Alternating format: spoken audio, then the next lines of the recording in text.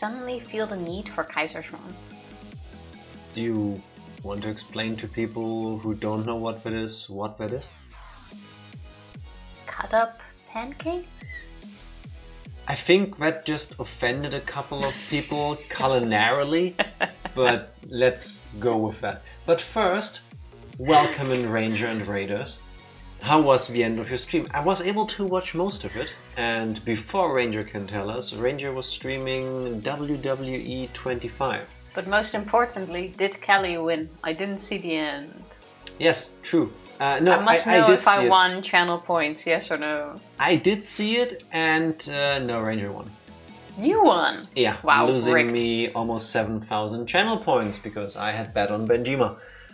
But, yeah, Ranger, like me, is a king of rigging, I guess. Absolutely rigged. And there goes my point. Also, I need to scroll up a bit because I thought I missed something, and We indeed did. we did. Skinner, congrats on being first. Skinner, congrats on being second. Skinner, congrats on being third. Nice. Also, thank you for your sub. Subscribe for 57. That's crazy, first of all, but thank you. The message was plus 63. 57 plus 63 is 120. Quick maths. What's that, What do you- 120? That's the amount of stars in Super Mario 64. True, true. That's how many Pokemon designs in Gen 1 are good. 120. Yeah, out of 151. No, you're just shit. No, I'm just shitting. spitballing. First, second, third plus 63. Oh, 1 plus 2 is 3 plus 3 is 6 plus 63 is 69. Quickest maths. Even quicker. British maths. Nice. Now I That's get it. pretty good. Yeah, that was pretty good. Welcome in Psycho. Congrats on being last. Welcome Loser. everybody. How are you all doing? I still think you rigged that game, Ranger. I think so too. Rematch when? So I can get my channel points on your channel deck? Bro, I lost 300k once, get on my level. That was during Mario Party, wasn't it? Yes. And I just want to point out that gambling is bad. I still haven't recovered from Financially. that. I had almost 1 million channel points, and currently I'm at 645. Tiva, you still have way too many. I almost Like- had 1 million. I was at 900,000 something. Fair. Yeah. Skinner rigged it for me. I'll try to keep making a Wednesday show when possible. Please do. Ooh, Because that works. I don't care about... I think I've said this before, but I actively hate the WWE and the people involved. But I enjoy watching you have fun, so despite my personal disdain for the whole thing, I still enjoy it when you do it. So does it make me a hypocrite? Maybe, but keep going. Sure thing, bro. Just saying. Just saying. Now, question, Tifa, where does the sudden need for Kaiserschmarrn come from? I don't know, I just feel like it. Also, how would you describe it if not cut up pancake dough? It's totally different. It's completely slightly different, but how No. would you describe it then? Exactly the same way. Basically, it is what that is. I think I remember once reading the lore behind Kaiserschmarrn. That's the name of a dish, by the way. That's not a fancy thing we just came up with. Apparently, the chef in the royal court back in Austria in olden times when people did like royalty and stuff in Austria. Wait, let messed me guess. up with a pancake Oh, and wow. then like ripped it apart and then put it in the oven and then something like that. I was gonna guess that he didn't want to cut his own pancake, so they cut it up for him, and that's how... Okay, wait, it's How gotta it be was here somewhere. born. History. As per Wikipedia, also welcome in Dark Lord. Oh, yeah, History. what he said. As per Wikipedia. It is generally agreed that the dish was first prepared for the Austrian Emperor Francis Joseph I. There are several stories. One apocryphal story involves the emperor and his wife Elizabeth of Bavaria, of a house of Wittelsbach, Obsessed with maintaining a minimal waistline, Empress Elizabeth directed the royal chef to prepare only light desserts for her, much to the dismayed annoyance of a notoriously austere husband. Upon being presented with the chef's confection, she found it too rich and refused to eat it.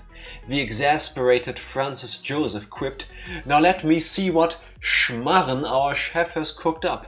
It met with his approval as he finished his and even his wife's serving.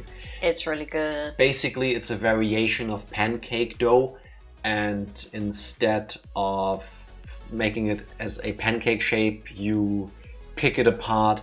You throw in all of the dough basically, so you get this thick mash. You let it get done on one side, cut it in pieces, flip it, and then you cut it into smaller pieces.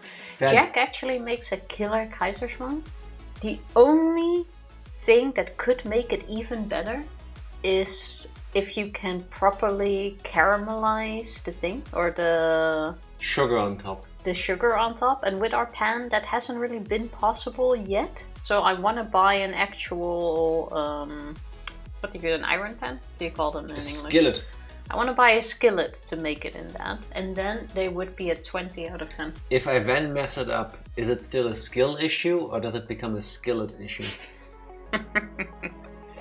No, I am pretty good at pancakes, I want to say. I mean, yeah. I've eaten plenty of pancakes at other places. I've never been to like IHOP and Denny's, which are like the two American brands / chains I think of when I think pancakes, because I've never been to the US. But compared to the ones that I have eaten here before, mine are as good. Yeah, can as confirm. Good. I have 20 years of experience making pancakes.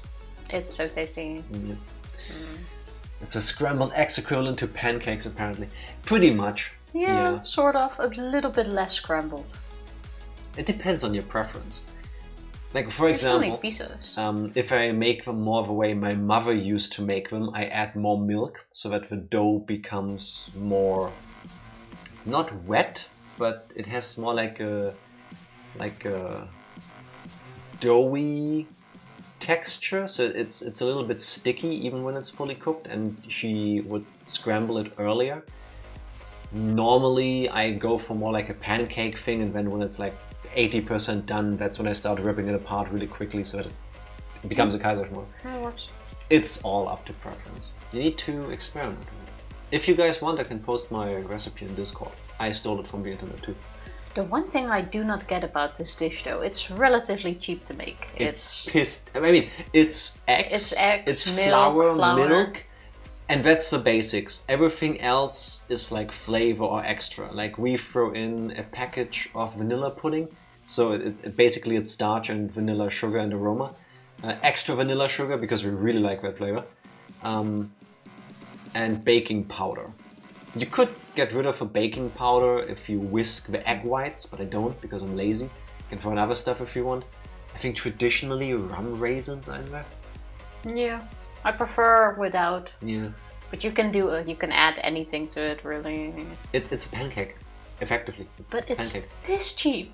But for a portion in a restaurant, you usually pay like 10 to 14 bucks depending on where you go to. The cheapest one I've had recently, because I really felt like it and we were traveling, was 8 bucks for a small portion. I want to say like the equivalent of 2 small-ish pancakes. A handful. With a helping of applesauce. And it was like 8 bucks. But I've also seen it in restaurants. Bigger portion, yes, but go for like 15 up to 20 euros, which is crazy. I understand that somebody needs to be in the kitchen and make it. I understand that if you don't just wing it like I do, if it's more involved. You have to stand there, you have to wait for it to cook, you have to put it in the oven, you have to wait for it to be fully done, and all of this. I think officially you have to caramelize it in the oven. Yeah, I get all of this, but it doesn't take you an hour to make. It's a quick and I want to say easy dish. Asking 15 bucks for it. Do you know how much eggs, flour and milk you can buy for 15 bucks? I mean, it depends on where you live, but over here that's cheap.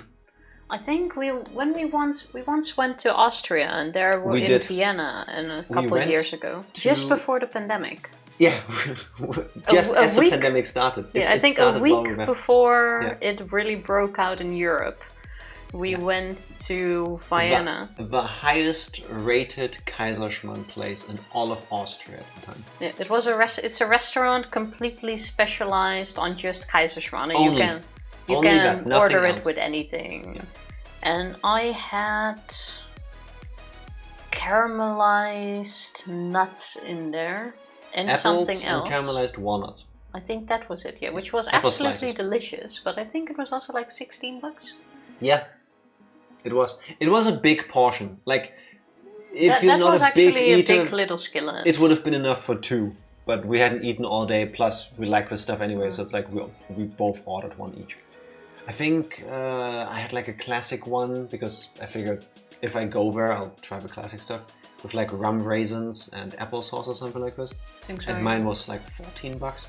So after the pandemic and inflation, it's probably more like 20 now, I would guess. Hopefully not, but...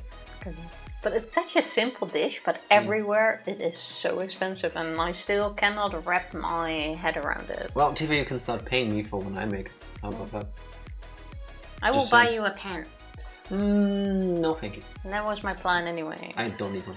What's the German word for blowtorch? That's a good question. Flammenwerfer. Hans!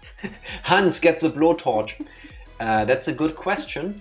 Lötlampe? Are we talking about the thing you do welding with, like melt metal to metal? Because that's a Lötlampe.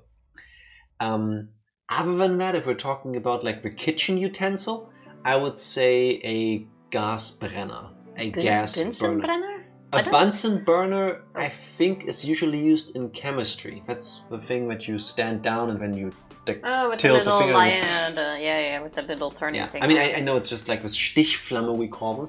It's like a singular point flame.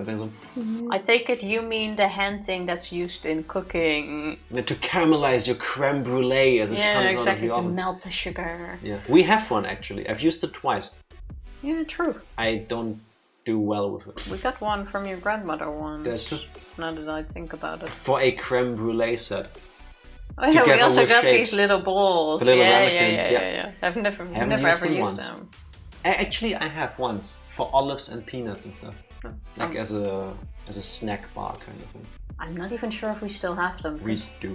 I remembered cleaning up the drawers a couple years ago and giving some things to the neighbors. Where in the bottommost drawer under all the other stuff.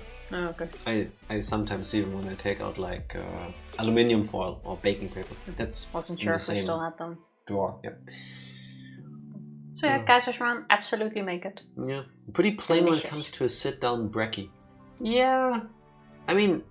It depends on what you add to it. You have to add something to it, like it's applesauce or powdered sugar, marmalade. I think, in a way, once again, this is one of those moments where my taste is a blessing and kind of a curse, but mostly a blessing. Because as a kid, having pancakes for breakfast was like a whole thing that didn't normally happen. So I was kind of catching myself being surprised when I eventually moved out. I was like, I feel like pancakes. But in my mind, I always associated that with like, I don't know, breakfast, no, not breakfast of course, but with birthdays or special occasions. And then I just Googled how to make pancakes because I didn't know a recipe. And I looked and I was like, this is relatively cheap. And I mean, it's more work than just getting a slice of toast out of a bag and putting stuff on there, but it's not that difficult in the grand scheme of cooking. And we have pancakes regularly now. Yeah. And favorite combination is chocolate chip and shredded coconut? I'm a classic guy, I want to say. Blueberry pancakes with maple syrup. I can just eat all of that. Just like, I will eat way too much of it if you let me. An unhealthy amount of maple syrup too. Yeah, now I want pancakes too. We can have some on Friday. We could do that, yes. Friday's pancake day. Like a fun stack of flapjacks. Does Tifa know how to pan a cake? Yeah, you have a cake in a pan and then you do that. I have a pan. I have a cake. pancake. Something like that. That works. Does Tifa know how to pancake? The one thing... Yes, but not as well as I do. You can make pancakes. You have made pancakes before. Sure. It's just, usually I need to 99% of the time I make them. I would need to get some practice in on the proper heat on the stove. That, yes. And also, Tifa usually only makes really thin pancakes, like Dutch style. Dutch pancakes. Which is basically like a crepe in terms of like thinness. Or poffertjes. Those like tiny Dutch hollow I make a mini mean pancakes. batch of poffertjes. And why do you make them? Because the last times you wanted to make those, you made me make them, and I got so frustrated we almost broke up. Yeah, you're pretty bad at making poffertjes. Yes. But that is a poffertje. Making poffertjes can be very frustrating. I fully get that, so that's okay. Ranger, thank you for the look. Appreciate it. Oh, one thing I Enjoy would lunch. love to have once, and I have no clue. I have no clue if that's an actual exaggeration, yes or no. Like I want to go. Actual exaggeration. Here we go. I want to go to America and go to one of those road restaurants where you can actually have like a pancake tower and then like an actual big pancake Tifa, tower. if we go get pancakes in the US, we go to IHOP. I know nothing about the place other than that IHOP stands for International House of Pancakes. If they don't have good or at least qualifying pancakes, they don't deserve to exist. Yeah, but I don't know. Is IHOP It's really called known? International House of Pancakes, Tifa. Why would I? We can go fair other enough, places fair after, but that's the first place I go to, because if they don't deliver, as in if they are not good, then Like I want an actual like pancake tower, like when we have two pancakes and we stack them, we call it a pancake tower. But I want one with like this big ass tower with butter on top that is drizzling. I hate butter on top of pancakes. That is definitely on the that's not bucket for me. list. I want to order an actual pancake tower once. Stack the pancakes and then just put a half week's worth of maple syrup on top. That's for me. And maybe give me a spoon so I can like chop it all up so I can like get the maple syrup in there. Check out our Black Bear. Google Black Bear. Black Bear Diner. Trying to. Black Bear Diner restaurant menus. Okay, I see it. I see it. They don't look bad on their website. Even though I'm not a huge fan of the pancake and burger combination that It's is shown. sausage. That's not a It's sausage. called sausage. Oh, the pancake and sausage combination, that's the first picture. This looks like I would devour it. Yeah. But I don't see a big pancake tower. Yeah, it really is about that image of seeing pancakes stacked on top of pancakes. Preferably, like, they don't have to be like super thick, because I think that's also harder to get like just done right. Oh, those omelets look fine. But thick enough that they have this slight amount of jiggle. Not like those souffle pancakes that we've all seen in videos from Japan, where it's like, this is a pancake. They go like my butt. Just thick enough, like my thumb maybe. That is absolutely on the bucket list. I'm gonna, once we get the chance to go to America, I'm gonna gain so much weight. There's so many food items I want to eat. Like this big ass stack of pancakes that we just discussed. To be fair, Tifa, it's not gonna happen before 2029. No, but still. So I can lose weight now to prepare for 2029. Hopefully. Just maybe in 2030 or something. I'm really looking forward to that. I would like that. IHOP is slightly nicer and more expensive than Denny's. Denny's is also like a breakfast kind of thing, right? I think they do service all day, but it's breakfast focused items. Again, they don't really exist over here. Skinner doesn't seem to like Denny's. So if you can't find an IHOP, as you should, they're everywhere. Crackers Barrels. Cracker Barrels. Tifa! Listen, this is super important. Crackers barrels, you don't want to go to. Cracker barrels, maybe, depending on what you want to eat. Okay, so IHOP pancakes are pretty good, I take it. So that's where we'll go. They are, Tifa, it's like McDonald's. We can all argue. I hate McDonald's. We can all argue about this. That's fine. But even though I dislike McDonald's and their food, I have to concede that they are good enough to be in an international chain with that many stores. I think it's the same for IHOP. Maybe they're not the best pancakes in the world, but they have to be good enough that enough people keep going there to have them. Otherwise, they wouldn't exist.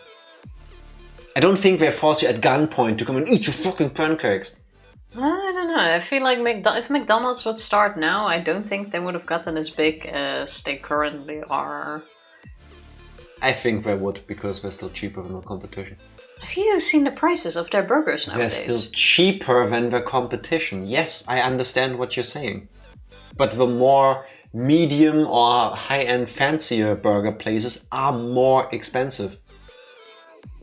Just looking at the burger prices, I agree. I also go to other places because I like the quality and what I get for my money better. But they're still cheaper. If you only have $6, if you only have $6 in your pocket, you will go for the burger that is $5.99, not for one that is $10. Price is a thing. Fair enough. Oh, Denny's turned into slightly more southern. Denny's called Huckleberries. Okay, do they still do the same thing? Occasionally have just unlimited pancakes option. I shouldn't be there when that happens. I cannot be there when that happens. I mean, I can arrange that, but that's not going to be good for me. Oh, there's so many places. I also like the pasta place. What's Olive Garden? That's also on the bucket list. I want to eat an entire unlimited breadsticks. I want to have the unlimited pasta bowls, which means we have so that I can try all of them. Which means we have to go there at least twice because I can't eat my fill of breadsticks and unlimited pasta bowls. Also, you're triggering me. It's pasta, not pasta. What did I say? Pasta. Oh, I was thinking of pesto. I don't care how you pronounce it. It's just. I'm getting too excited about all this I can food. tell. It's a carbs. So we have to go there at least twice so that I can check out all of their bowls. Just give me like a huge drink and the unlimited breadsticks. I'm good. That's all I need. And my body will not like it, but I will. You also get unlimited cheese. Not for the breadsticks. But apparently Olive Garden is not good food. That's what I keep... I mean, I don't actively ask people about how is Olive Garden, but every now and then when Olive Garden is brought up in like TV shows and stuff, it's like, meh. The only people I see complain about Olive Garden are Italians, and then I don't take it too serious. I don't think so. I only see positive things. Regardless, I'm going there. And first for the breadsticks. Then for the unlimited pasta. Pasta. Pasta. You mean the pasta and the block of cheese? Just say when. You get the idea. You want to go to Olive? Sorry. You want to go to Olive? See, that's the reaction I'm talking about. Yes, you can try it. I also have unlimited soup and salad too. Unlimited salad sounds great for a person like me because I actually like salad. I do. Usually when we would go to places that have like a salad bar, I would also opt for the unlimited salad buffet because I like salads. It may be weird to some people, but I could just eat salad all day. I remember Pizza Hut in the UK had a unlimited salad bar. First time I ever saw that. Yep. I wouldn't say Olive Garden is anything overly special, but my god, their breadsticks are delightful. They're soft and garlicky. Why are they soft? I thought they would be like they would have like a crack when you bite into them. Yeah, they look very soft and delicious, yeah. Okay. Should be able to find a copycat recipe somewhere. Can try to make one. But it's never really the same, is it? I can sometimes see recipes of like copycat Olive Garden, pasta sauce and stuff, but it never turns out the same. Dark Lord, I'm not sure if I'm just reading that into it, but I feel like I detect a subtle disdain that I appreciate of. Olive Garden is supposed to be a nice sit-down place, but it's overpriced and the food isn't great compared to other places. Yeah. Fair. And even then, I'd still go. Yeah, because we don't have that. Yeah, exactly. So like, even though you who has been there would be like, maybe don't, we're like, oh my god, we heard so much about this place, we're finally here, we need to try this, and then leave disappointed. I also kind of wanted to go to Popeyes ever since I think Skinner mentioned it once, and then we were in Prague once, and there was a Popeyes there, and everything around it was full with people eating, drinking, and whatever, and the Popeyes was completely empty. And then I'm like, I was like, okay, fine, let's go get something else. Maybe their food is good, but you know, maybe there's a reason why there's nobody in the store. Red Lobster is also decent. The only thing I'm interested in at the Red Lobster is their bread rolls, because apparently Speak American, Tifa. Aren't they bread rolls? They are biscuits. Even I know that, I think. I'm quite sure they call them bread rolls. Biscuits! I'm maybe googling not it. biscuits, sorry. Red Lobster biscuits, I take it back. Because apparently those are divine. Key lime pie! Oh. But I don't care about any of their other... I am so hungry right now. I need to stop looking at all of these food places. Same. Back when I saw my plasma for money, my first place after would be unlimited Super Toscana soup. Got sausage and kale. Give me energy to move again. Fair enough. Fair.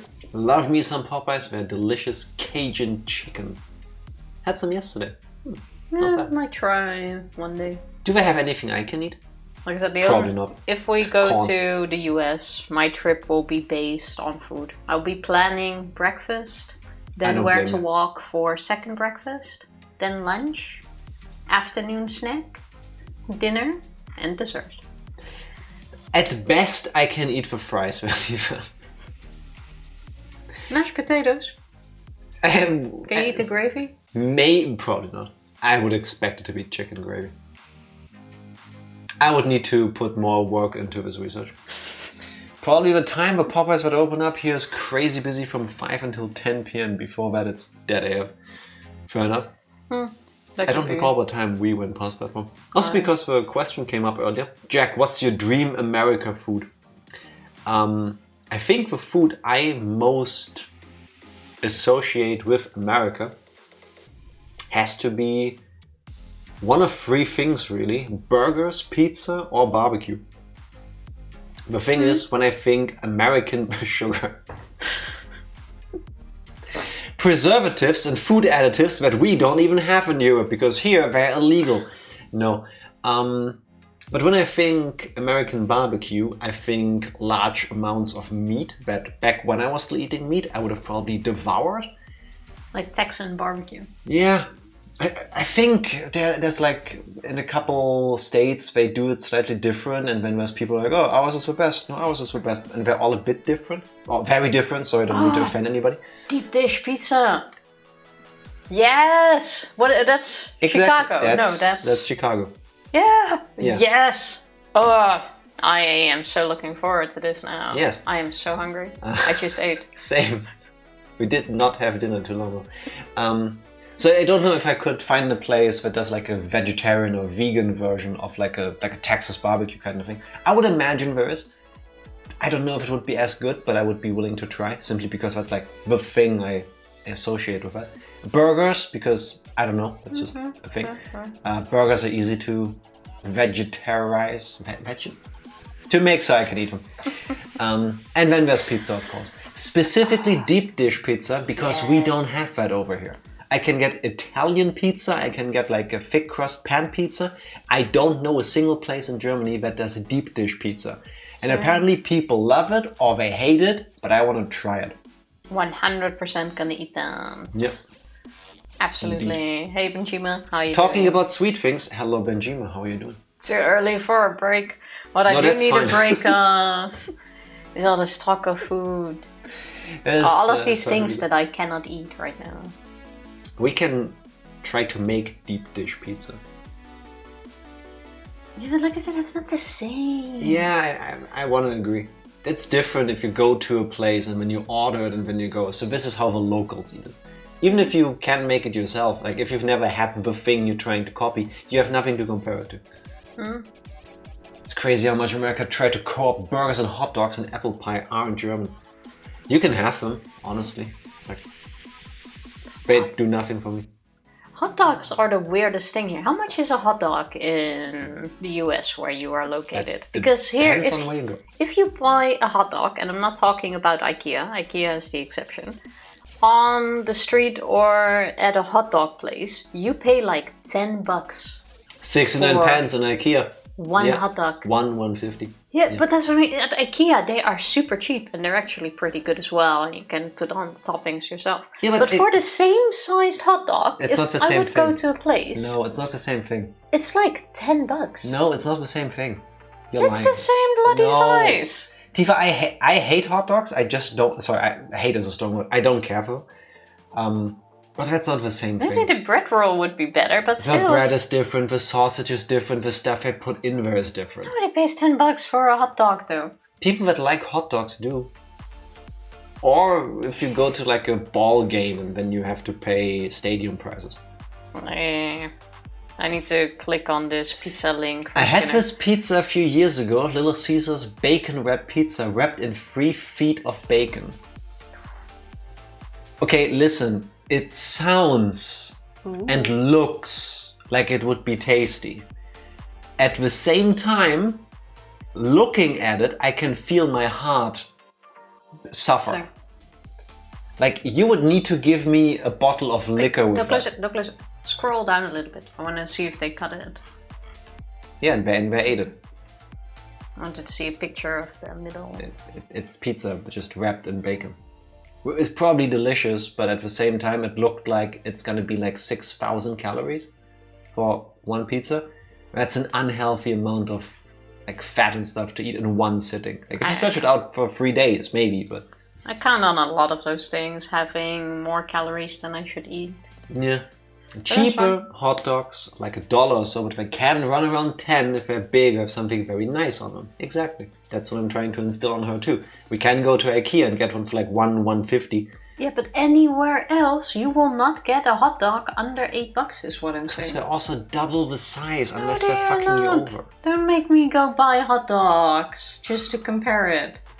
I'm gonna ask a colleague of mine who likes hot dogs what place she likes to go to, because I think they also make vegan ones and then we can try them out. This weekend we're first going to IKEA to buy They have a hot cheap dogs. hot dog. Yeah. Then I'm gonna carry them to the hot dog place I know of, which The is like expensive 40 hot dog. minutes by train. And in the meantime, you're gonna keep holding that We're hot gonna dog. travel to different cities just to compare hot dogs And apparently. then we're going to compare them. I'm not a hot dog guy, like barbecue hot dogs, which are usually real sausages, but IKEA hot dogs are alright. Yeah, same. I think it's mostly the condiments you taste, at least when I make them. No, I'm not sure. I like the sauce, the sauerkraut. onions, whatever you throw in with. Yeah. The sauerkraut's nice. What is even better at IKEA though, besides their hot dogs, is their strawberry ice cream. I don't know if I have that everywhere.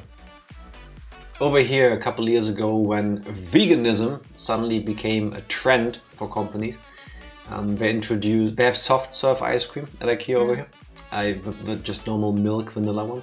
But then they introduced a strawberry one, which is basically like a strawberry sorbet, but also like been shaped in the texture of a soft ice. And Tifa goes nuts for it. That is absolutely divine, and I could just lay under it and have that thing run. That's how good it is. You can go there on the weekend if you want. Yeah, but the last 2 times I was at IKEA, the stupid machine was broken. It's like they turned into McDonald's. That's a risk you have to be willing to take, Tifa. And I say they turn into McDonald's because it's a joke, but I've never actually been to a McDonald's where the ice cream machine has been broken. I have twice. Specifically when I went there because I wanted ice cream. Because ice cream is like the only one thing I still get at McDonald's because I don't want to support them. But The McFlurries McSundays are kind of good. and McFlurries are pretty good. Yeah. When I think like, maybe if I go to the company I don't like, but I only order the product that I do like, maybe that will make them more go that way. Something like that. Americans did invent the hot dog bun though. Alright, if only people would wear the hot dog glove. What? What's a hot dog glove? Like a normal hot dog on a bun with ketchup? More like $5-6. Yeah, I think so too. I think Tifa is just completely off kilter with the idea that she once saw the fancy hot dog restaurant. It's like $15, and she's like, everyone is 15. I will prove it to you this weekend. Please do. I kid you not. Please do, Timo. We have a Costco, a place that sells food in bulk, but they've kept their hot dogs cheap for decades now. Okay. To the point where the CEO in an earnings call, I think it was, told somebody, was like, we should raise the price of the hot dog and drink combo. I think it was the CEO. He told them, if you raise the price of a hot dog, I will come and find you and I will fucking kill you. Look it up. Those are the true heroes. Maybe not the exact words, but basically that. He threatened violence. True heroes. That was his argument too. Like, we make so much money on all this other stuff. People buy this because they need it, because they cannot afford anything else. If we take away the 150 hot dog from those people, we're not people anymore. So the price stays. I salute you. Yeah. Don't know anything about the rest of the company, but that move I like. I would go there now, just for that. I'll put it on the list. IKEA has ice cream here, but I don't know if it's the same, as I never had yours or ours. You should try it. Fair enough. I would assume it's the same everywhere because, like, big corporate thing. The other soft serve, the standard one, is also not too bad. Yeah. I would get it, but I won't specifically go for it. For the strawberry one, I 100% would go there specifically just for that. Apparently, I've had it before, it was alright, but there's something in there that makes teeth. It's like catnip for it. It's like, oh my god. My cousin also told me some tricks to get more ice cream out of the machine. Just buy a second one. I can still do that and get more out of the machine. We have the money. You can buy a second scoop of ice cream at the IKEA. It's not like it's katana money. Yeah, for your own sake. See, then I can't. Now can I? Foiled by myself. At one point we were selling meatballs in the kiosk, so I'd buy 8 and put them in hot dogs. There's nothing wrong with that. Oh, those are also pretty good. What are those balls called? Köttbullar. Which is a mispronunciation. Apparently it's supposed to be köttbullar. To speak Swedish. Funnily enough though, I never do that. I really do like those, but the vegetarian ones or the vegan balls, I actually like more. I don't say that very often. Pretty alright. I really enjoy those. You enjoy putting vegan balls in your mouth. Sorry, too easy. Just ask Jack to rig the ice machine. As she should, but she doesn't. Yeah, but he's too honest. One of my roomies used to work at a barbecue place called Dickie's, where they just had a free-use soft serve machine. Okay. Fortunately, this means it runs out very quickly if you don't put in more. Yeah, fair enough. And I'm guessing you then have to wait at least half an hour for it to...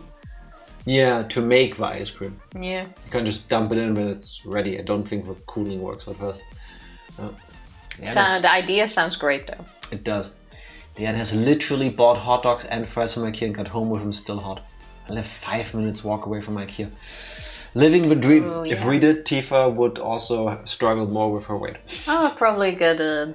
If I work from home, I would get a daily IKEA hot dog for lunch. Yeah. Maybe get some more ice cream every now and then. If it's readily available, cheap and good, yeah. Why wouldn't you? Our IKEA is like 30 minutes. Longer. Yeah, fair enough. More like 45 train minutes. Yeah, 45 seems more in line. And then it's more of a hassle. Maybe this weekend we should go to have breakfast or something. We could. What is your favorite ice cream flavors? What are your favorite ice cream flavors? I don't... Are we talking traditional ice creams? Because there I don't really have one. If we're like including all sorts of ice cream, then I will do bad things for Ben & Jerry's peanut butter cup. Yeah. That is... If a store has that, I will probably get it. If we're talking normal ice cream flavors, I like the fruit stuff, like lemon, raspberry, I like pistachio. Oh no, that I don't like. Ranger strawberry, Psycho maracuja or raspberry. Oh, maracuya is also really good. Can be really good, can be really disappointing though. I've also had some like fruit sorbet ice cream kind of things that just had a really weak flavor, and then it's just like, it's like somebody showed a glass of water, a picture of a fruit, and was like, just try to taste like this, and like... Yeah, fair. Cherry. I like cherries. Oh, cherry ice cream I really don't like. Oh. Tifa just keeps dropping things. Like banana, but also go crazy for chocolate caramel. All three of them are also a really good combination. All three at once if you get like 3 scoops. Yeah. The Ben & Jerry's for Monster. Which flavors are those? Because the name doesn't ring a bell. Never seen that over here. The strawberry cheesecake is pretty good. I agree with you on that. Only had that once, but it's pretty good. I've never heard it called maracuya. How do you pronounce it then? Maracuja. Oh, I think Psycho left a letter there. I think it's a Y or a J depending on the spelling. Maracuya. But passion fruit, I think, is the alternative name for it. Really is that the same thing? It is, right? Passion fruit and maracuya are the same thing? I think it is. Oh my god, Tifa, what do you know? I feel uncultured all of a sudden. Maracuya... Vanilla, just regular. Can't really go wrong with... Wait, I wish we had banana ice cream. Your ice cream parlors don't have banana flavor. Usually, it's the blue one. Yeah, it's a blue one. It's Dolphin or Smurf. No, Smurf. Yeah, I've never seen it called Dolphin. Sometimes they do Dolphin when they don't want to pay the license for Smurf. But it's banana. You need to pay a license to call it Smurf ice cream. Yeah, of course. Smurfs are copyrighted. Yeah, but I don't think people pay licenses for that. Oh, they should. Can't just steal things. Called a passion fruit. See, thank you, I just googled it. Maracuya is indeed passion fruit. But that is actually really good. I once had a maracuya yogurt ice cream, which was divine now that I think of it. Mm. Also the monster thing, apparently sweet cream ice cream with chocolate chip cookies, chocolate cookie swirls, topped with creamy whipped ice cream, sea salt chocolatey swirls and chocolatey chunks. Oh, That's a mouthful. We might have had that one. Just not named that. It has a like hard chocolate layer on top, that you need to like break through. No? No, that's something else. Oh, then maybe we haven't had that one. Top is like brown and white. No, don't have that. I feel like it rings a bell. Blue banana? Yes, goes perfectly with blue waffle. It might be a European thing. If that's a serious question, because a lot of the times banana is made blue here and I have no clue why. Because they call it Smurf. For the kids. And then the kids go, oh my god, I love this, and they don't realize they're eating bananas. I mean, banana flavor ice cream. I think they know. No, but nobody does. Everyone knows that blue is banana. No, they think it's Smurf. Yeah, but everyone knows that Smurf is banana. Blue banana is a clothing type chain over here. Isn't it blue tomato? Because I've seen that before in like places. I only know about blue tomato. Blue tomato I also know.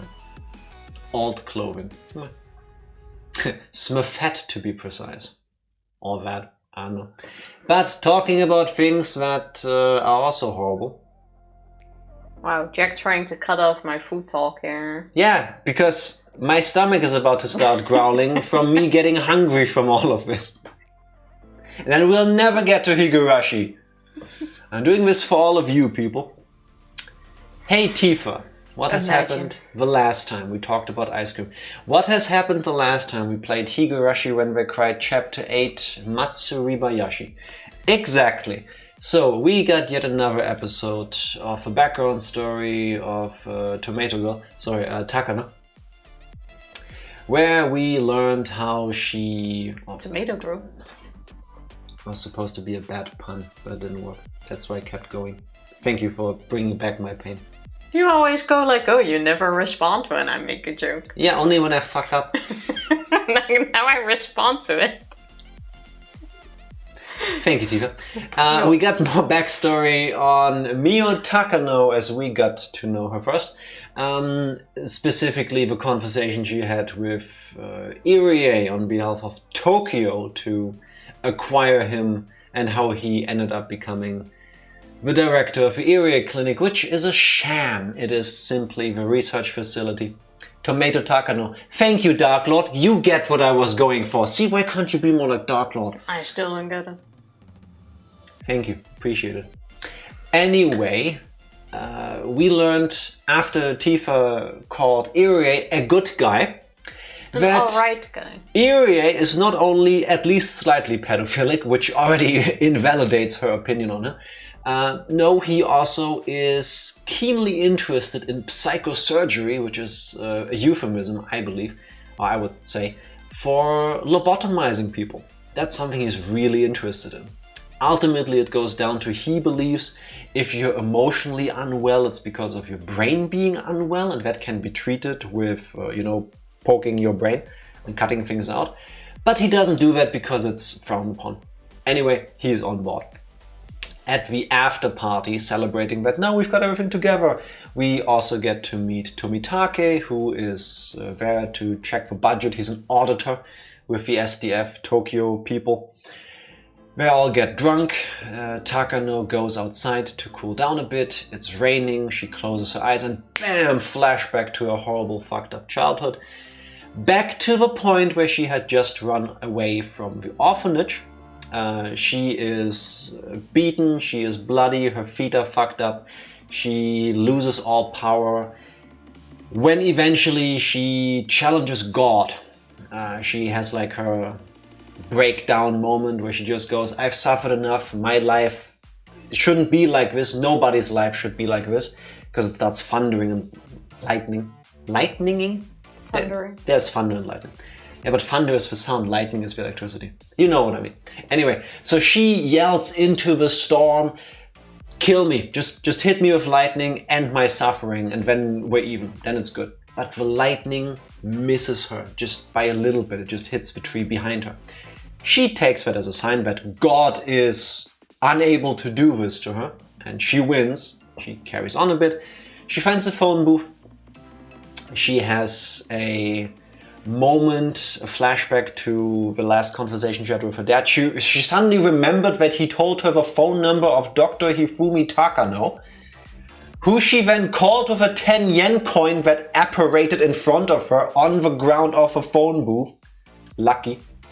She calls him, she tells him, help me. Then the phone cuts off because it was just 10 yen. She gets out of her phone booth because she's still on the run, but then the orphanage people get her. Specifically, after they drag her back, the guy whose finger she almost bit off grabs her and by her hair drags her through their little torture dungeon kind of setting, where we see what they do to the kids that don't behave. There is first stop is kids rolled up in gym mats. So it's not just kids. I'm pretty sure that's the people who ran away with us. Which are kids, otherwise there wouldn't be an orphanage. Yeah, but not just random kids. It's the people who escaped with us. The orphans. First stop, kids being rolled up in gym mats, being beaten with training swords. So, was that squiggly worm? I forgot. They all had fucked up names originally, but I don't remember. That's the first stop, and they keep going. Then a kid is getting stuffed into a locker room, getting waterboarded. Then there is some horribly fucked up shit happening at the hen house to the point where the text gets censored. And ultimately we end up in a bathroom that reeks of ammonia, and then again it gets censored and she screams her head off, and then it cuts to the end of the episode. So something horrible must have happened and is being done to her. The mushed caterpillar. Oh yeah, whatever that is. That was the mat. Probably. The drowning ducky, what is it? The splayed piggy, and whatever the fourth one is. So she got to see all of this and presumably has at least some of it done to her. The true extent of what is happening or has happened to her, we don't know because, like I said, it got censored out. We did, for a moment, figure maybe, because we play with 07th mod, it's a setting that censors these horrible things.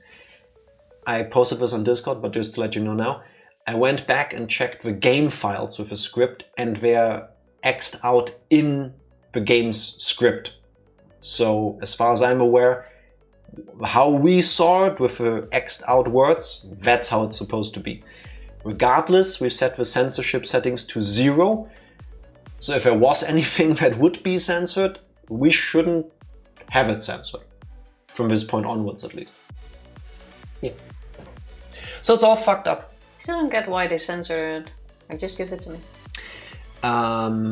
I think it's because the idea is whatever you can imagine is happening to her is at least as bad as what the story has happened to her.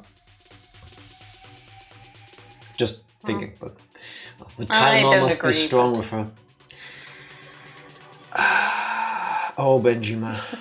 I saw the news after that joke of a press conference, and I was like, I don't think so. But manga will reveal the depravity of a crew. I'm good. I look forward to that. I believe you, but unlike my associate over here, I don't need to see it. I am the fucked up type of person that needs and wants to see all the gory details when these things happen. I get annoyed at the censorship. I mean, I kind of get it, because clearly it's happening in the story, so you might as well go all the way there and tell me what you meant, right? You just don't need to go. Just give it to me. Just tell me. Just show me. And don't just go like... Bad things. Bad things happen, cutscene, and we go on. Like, I don't like the whole I need to imagine it myself, what happened there. Just show me. I don't care what it is, just... Do you also get irritated like this when in like a movie two characters who have shown chemistry get a little bit touchy, and when you see them go to the bedroom and when it just fades to black tastefully? Because you want them to start fucking. But that's the difference. With sex scenes, I don't care. Okay. Fair enough. Because then I'm not interested in watching porn or sex scenes. That's the difference. I am interested, however, in taboos, macabre, gore, and those things. So that I do want to see. Would I skip it? No. Tifa is showing her inner Takano. Tifa, are you ready for some more figuring of Russies? Messed up mind. I'm ready. Is that a yes or a no? I said I'm ready. No. Again, by the way, no tips. Still. I have to say I don't mind, honestly. So far, despite Chapter 8 having some interesting bits, I'm not a huge fan yet. I'm of two minds. On one hand, I understand the whole... For like 7 chapters, we've set up Takano as the ultimate big bad super evil person. So now we tell you what got her there. On the other hand, I don't care.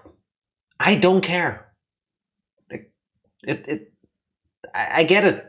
Shit has happened to her, but it doesn't excuse what she's doing to other people. So I don't care. Can we skip to the part where we try to find a way to have the people that we spent the last 7 chapters with get to their happy place? At this point, I just want the answer. Same.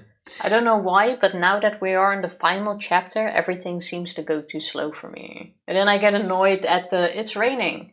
I look up to the sky and rain is falling down. Says the one that just spent 40 minutes talking about pancakes and ice cream. That's fair. I sit in the chair and the rain is still falling. Like, yeah, I know by now. Like, still stalling. Give me the answers that I want. I don't know what it is. I've been in a bad mood for the past few weeks. That's probably adding into it or something. Stop being a little bitch. I don't know. BRB just got to explain a lot of stuff to Luca. Not the recap, I hope. Say hi to Luca. If you want to know, I've posted what happens in the thread. My manga will come once lunch does. Thank you very much. I am really looking forward to that. Thank you. Without further ado...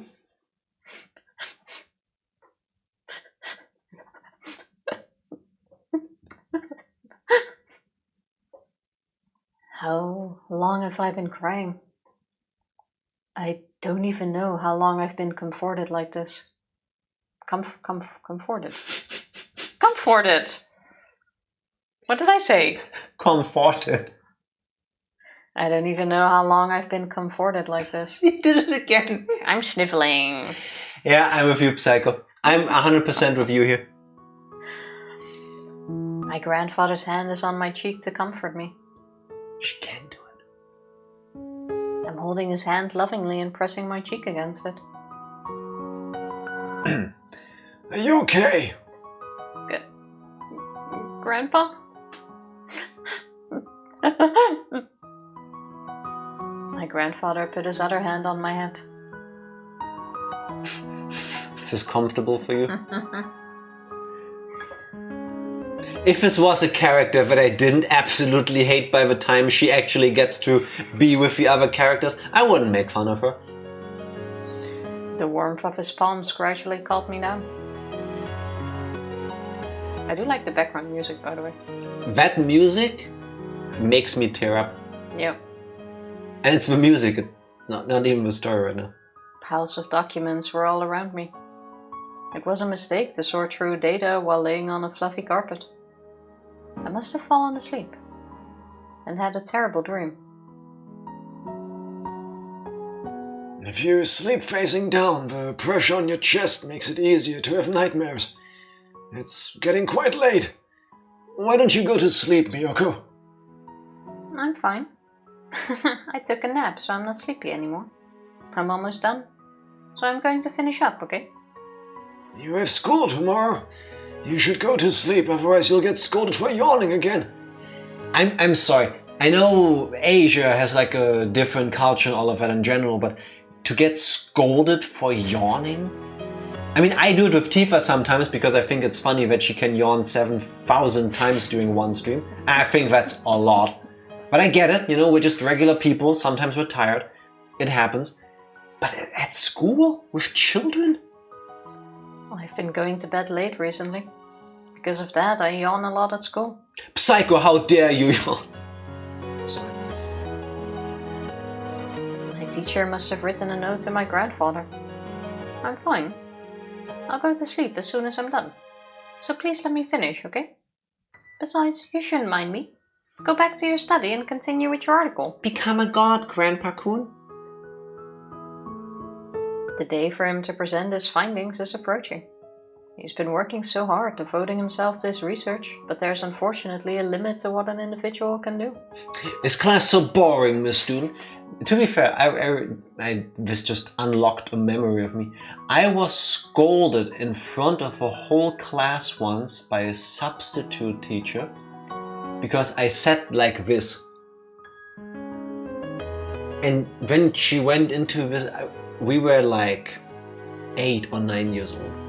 Must have been like 3rd or 4th grade. And she launched into this like 2.5 minute evil monologue about how I must be biologically different, that my head is so heavy that my neck cannot support the weight, that I need to use my hand. Because it's rude, uninterested. How is it rude? I was paying attention. I don't know, that's how someone sees it, I guess. Fuck off. If a kid is being an asshole in class, I get it. But if somebody is just sitting in a way that you don't find seemly, really? Really? Is that the biggest of your issues? Like, Shouldn't have spoke about yawning. Great. Thanks, Psycho. He needs a collaborator in order to go further with his research. He has to explain that his investigation could be the key to solving the mysteries of human behavior and make people understand just how important his work is. But his research is about a very complicated subject, so he couldn't seek assistance from just anyone. Someone will be able to help him one day. It will be me. Believing that, my grandfather earnestly continued his research. I want to help him more, but all I can do is sort through his data and tidy up his materials. Tidy. Tifa, the only place where people ever tiddy up is a strip club. If not titty, why is titty shaped? What? What? It's written as titty. No! Totally is. I also assist him around the house so he can concentrate more on his research. If Tifa ever had a cleaning place that like you go to hire cleaning staff, it would be called the Titty Bar. Well, it would be spelled the tidy bar, and then she would just be the only one mispronouncing it like that. You can make a lot of money with topless cleaning. It's not even topless cleaning, it's just regular, normal cleaning. It's just that you mispronounce it, so everybody thinks it's like horny. And then it's like, no, we're just here to do your windows. That's pretty smart. Mm-hmm. It doesn't help that in my imagination, the tidy bar, also uses a picture of Tifa from the side, smiling into the camera like the...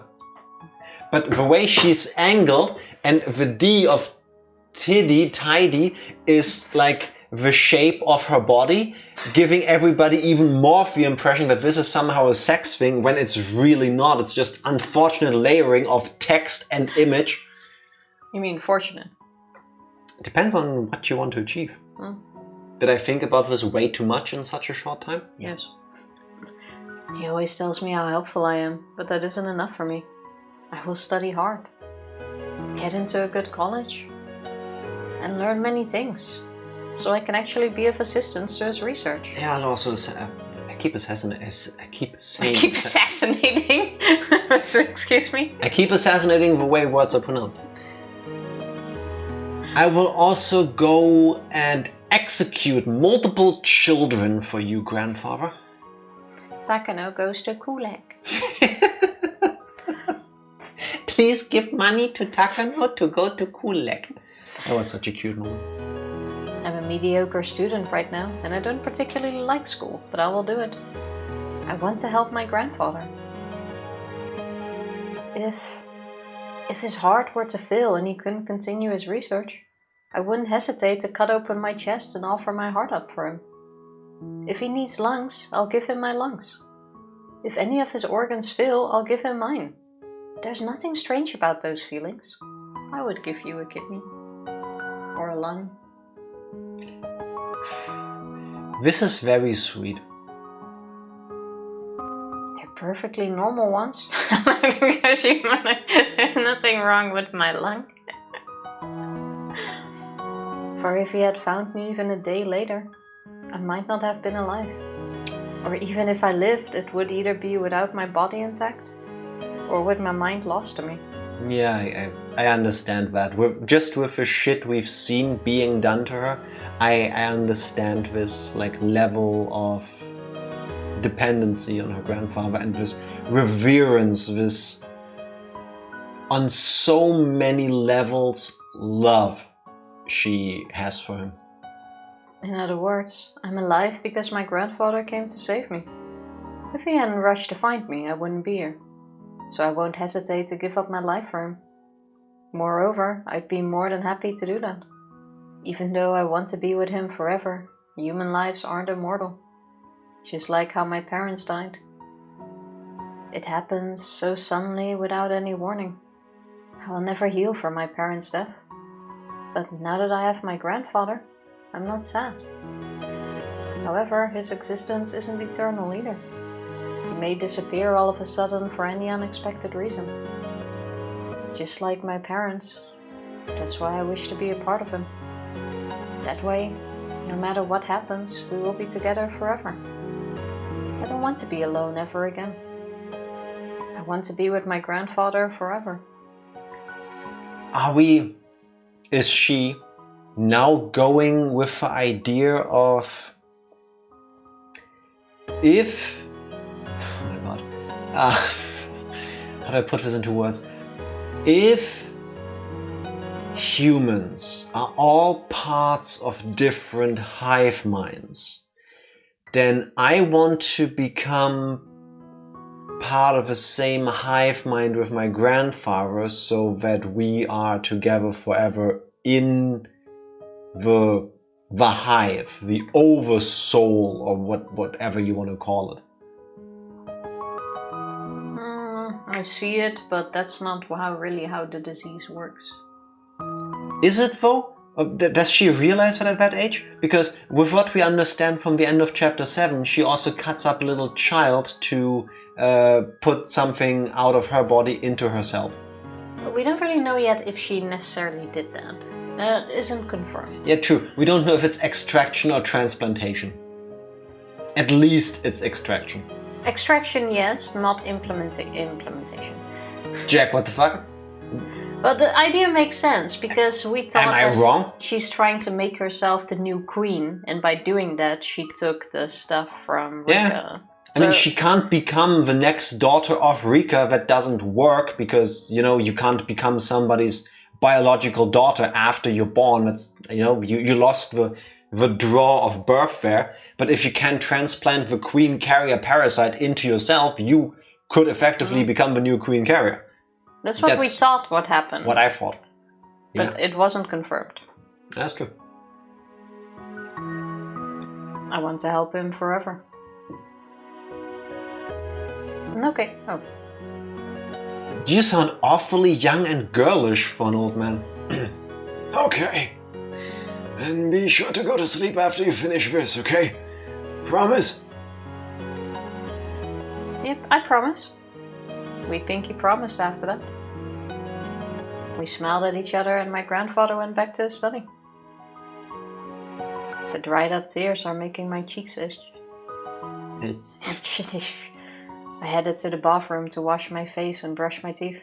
I looked at my face in the mirror. None of my grandfather's features are recognizable on my face. Yeah, because you're not family. Of course they aren't. They are family. They're just not blood related. Yeah, but then... I know you... I agree they're not blood related, but they are family. But it makes sense that your features aren't on your face. We're not related. Thank you, video game, for using my words, because they're important. He must have a family too, but I've never heard about them. He doesn't seem to want to talk about that subject, so I don't ever want to ask him about it. I don't care if he has real grandchildren or not, even if I'm not related to him. I'm a granddaughter of Hifumi Takano. I'm not just a granddaughter either. I want to be more than that. I don't want a parent and child relationship, nor a lover's relationship. Nothing like that. I want something more certain that binds our souls. Something that not even a tragedy can destroy. Mind meld. Godhood. Yes, shared godhood. I am Miyoko Takano. Hifumi Takano's granddaughter. Maybe it should be Mio instead. That's what my grandfather sometimes calls me. I want to succeed Hifumi's spirit. Since his name counts from 1 to 3, I want us to share that tree and be the 4th in his line. That's a it has to do with the kanji thing that I'm too European to understand. Today, my name changes. I wrote that new name in the mirror. Mio Takano. What a wonderful name for the new me.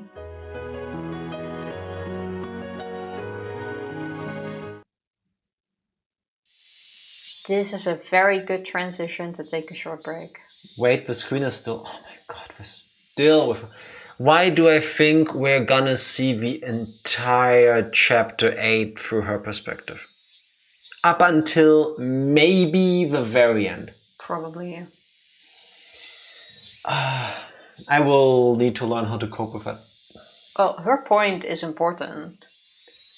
And we haven't had it yet. I get that. But imagine... Like, she is the one that has all the answers that we need. I'm sure it will swap to someone else at some point, but she's definitely going to be a main character. If this was like an episode of Scooby-Doo, where like the first 18 minutes we watch the Scooby Gang try to unravel the mystery, and then the last 3.5 minutes of the episode we get to see everything from the evil monsters, who's actually just a capitalist. It's the same thing though. Side, and then it stops back to the Scooby Gang. I wouldn't mind, because overall it's like 22 minutes of television. I understand the choice, I understand the design, the mechanic behind it. But we're talking about an entire chapter of Higurashi, so that means we're gonna probably be with her for the next 20 or so hours worth of streams. And I don't need that. A bit longer, I think, but yeah. As long as there are no more history lessons, I will pull through. But before that, BRB. We are back. Indeed, we are with everybody's favorite character.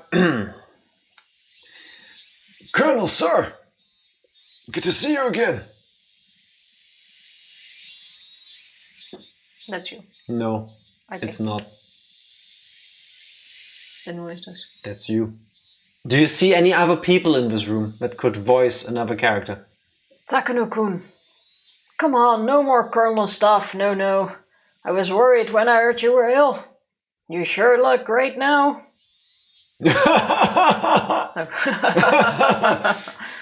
We're old, we don't laugh and sing.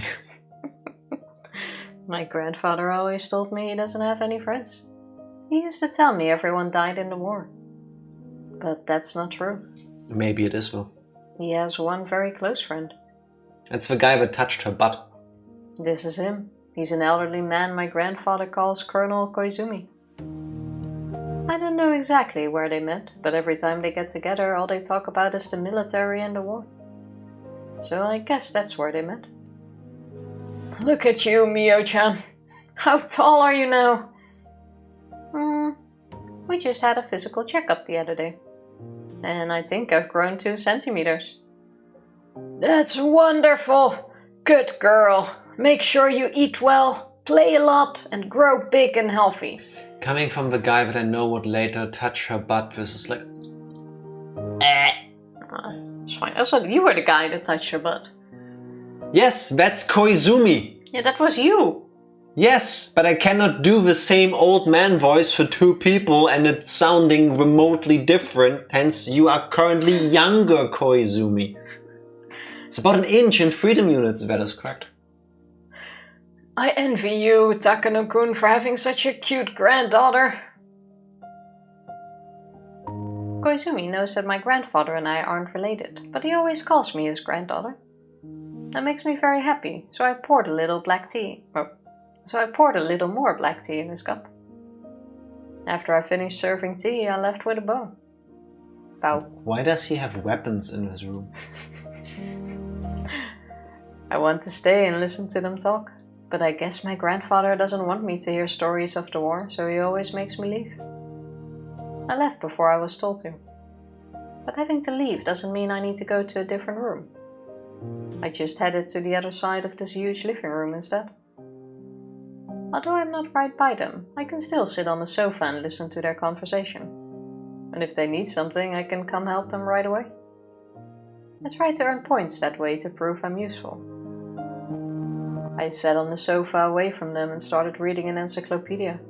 Who reads that for fun? While doing that, I tried to listen to their conversation. People who want to become gods together with their adoptive grandfathers. That's how I know you're trying to listen into my conversation, when you have an encyclopedia in front of you and you pretend to listen to it. Spoilers for the movie Men in Black from the 90s, the one with Will Smith and Tommy Lee Jones, the first one. That target practice scene when they do the intake for the new recruits. And Jay, the Will Smith character, stands there with his gun and they have this like super seizure inducing like black light flickering thing for like 2 minutes and all the other guys go like pew pew shooting all the aliens in the face, and then it ends and like Will Smith fires 1 shot and then they turn on the lights and then the instructor guy comes like, "Oh Jay, what is wrong with you? Why would you shoot the little girl?" And he's like, "Well, look at this alien. He's just hanging up there. He's not being a threat. He's just doing push-ups. He's just working out. This other one, look, he's holding a crumpled up newspaper. And like there's stuff coming out of his face. He just sneezed. So why did you shoot the little girl, Smith?" And he's like, "Look at her. She looks like she's 9 and she has like 3 stacks of books on like quantum mechanics and space travel and shit. She is the threat." Exactly. The little girl reading the encyclopedia for fun. She is the threat. Thank you, Men in Black. Target practice for teenagers with a bow. Hopefully not. He's reading advanced math and hanging out in the ghetto? Apparently, yes. Basically, yeah. Apparently, yes. While doing that, I tried to listen to their conversation. That's great. The professor said they want to come over on Sunday the week after next. Really? Thank you very much, Koizumi-san. Don't mention it. This just means the report you wrote was that interesting, Takano-kun. They're showing a lot of interest. They even said it's possible that this research could receive the Nobel Prize. The Nobel Prize! That sounds wonderful! My grandfather laughed. Since he laughed so cheerfully, something great must have happened. Koizumi must have shown the society the essay my grandfather was about to announce and gauged their reactions. Yeah. Gauged. That's what I'm saying, I know the words. Given that he is trying to prove to the world that he believes parasites live in groups of people's brains, making them effectively part of a hive mind, is like, what do they go to, the Flat Earther convention? Like, And supposedly they found it extremely interesting. That means they recognize the value of my grandfather's research. or they want to see the moron that wrote that shit in person. That makes me happy too. But what worries me is that you'll get infected with the syndrome yourself. Make sure you don't end up clawing out your own throat, okay? Well, maybe I am already infected. But Hinamizawa syndrome is harmless if you live a normal life. It was a dangerous disease back when the villagers believed in oyashiro-sama and bound themselves to strict rules. But those have faded over time, and now people rarely show symptoms unless something major happens. Something major like the rank again? After that many cases? A patient's emotional state has a lot to do with how the syndrome develops. As long as you live a normal life, there's nothing to worry about. So when one is under a lot of pressure, like during the war, the disease gets worse. I'm sorry, but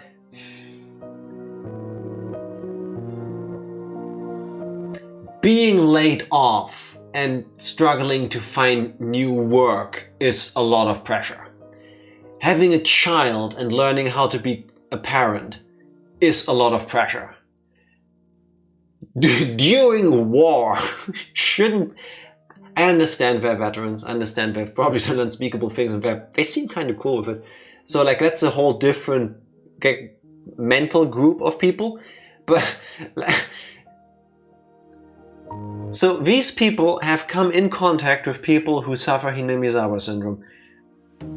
Potentially they've been infected too, because do you get infected if you're around other people from there? Do you only get infected if you physically go to Hinamizawa? Doesn't matter. But they've been around this. He is potentially infected too. But Rika didn't go to war. I mean, Rika, I think, out of all of them, kind of has like the biggest chance to develop Hinamizawa syndrome, with her going through all the suffering countless times. Rika has not once snapped as far as we're aware. Which is shocking, yes. There is Satoko, which also hasn't, but has also been through horrible shit. Has gotten treatment for it. So...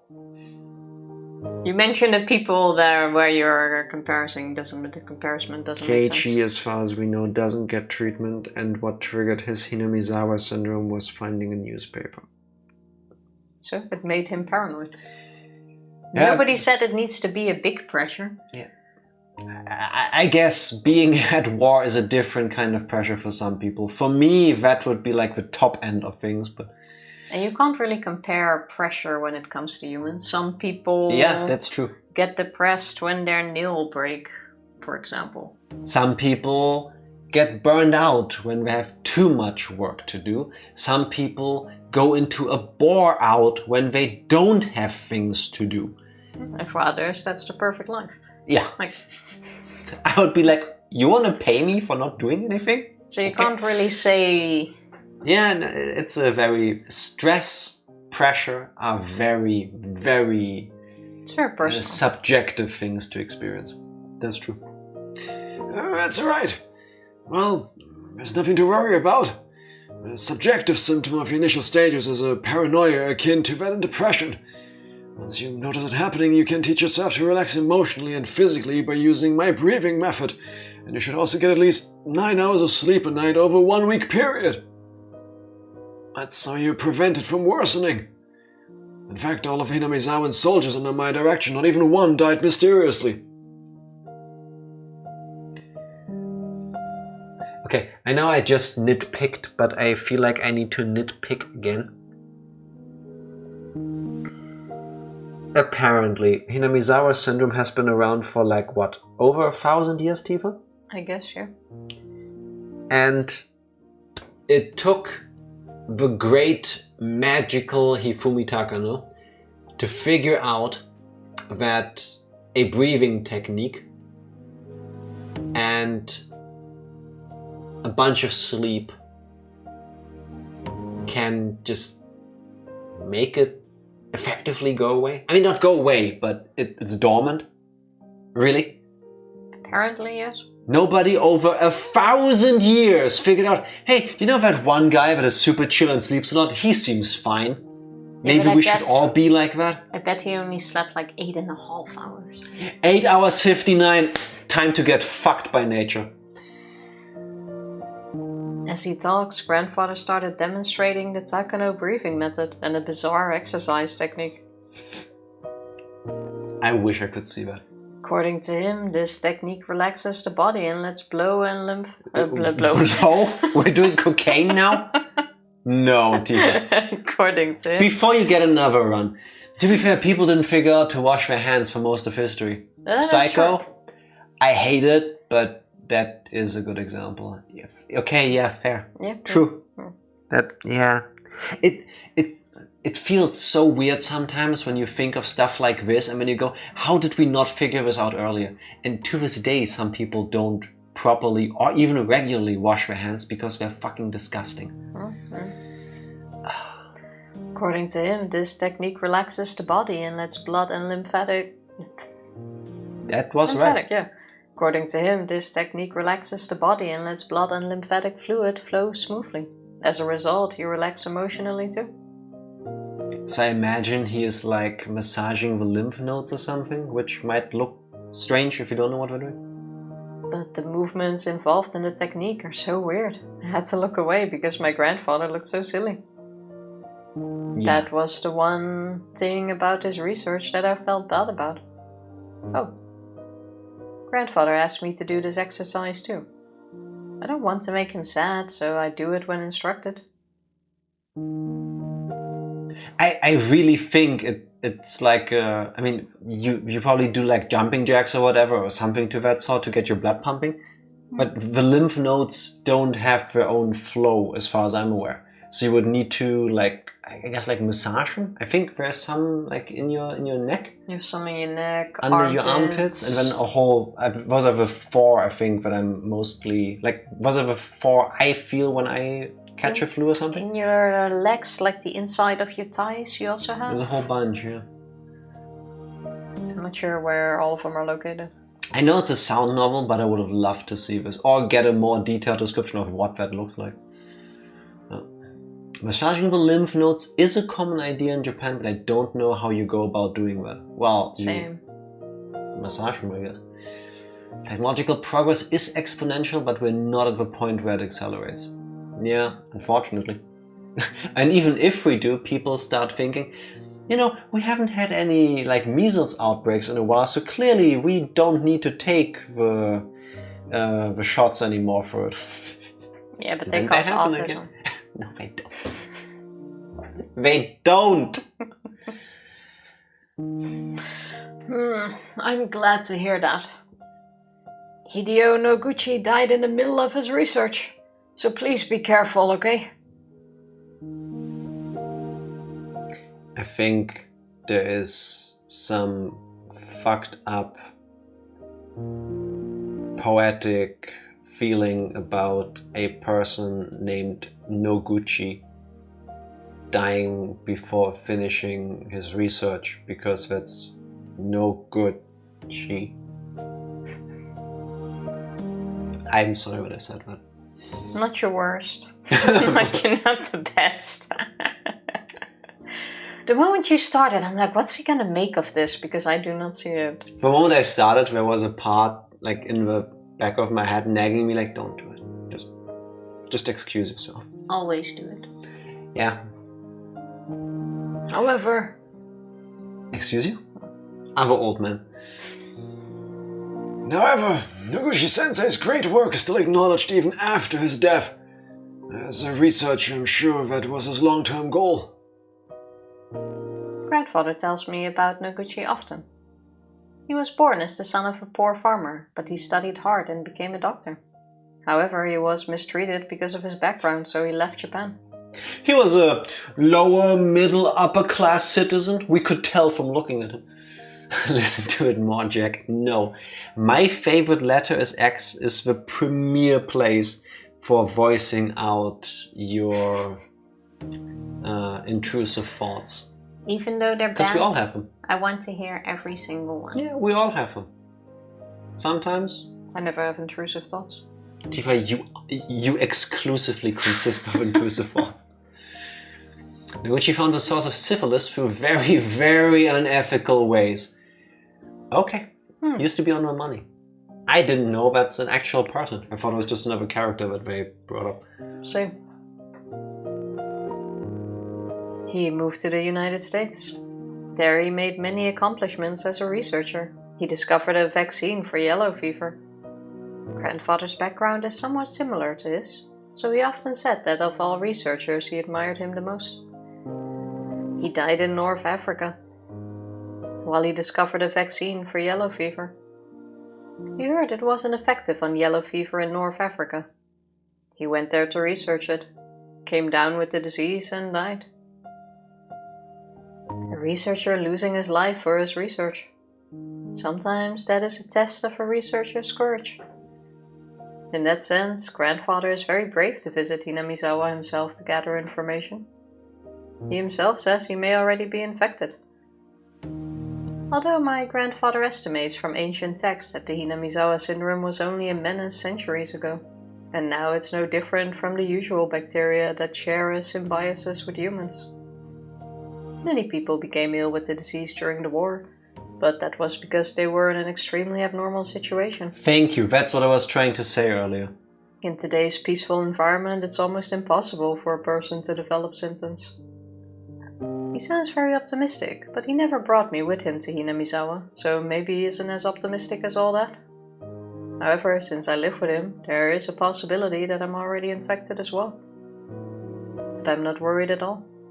That's because he has taught me that as long as I maintain myself physically and emotionally, I won't develop any symptoms. Well, that didn't work out.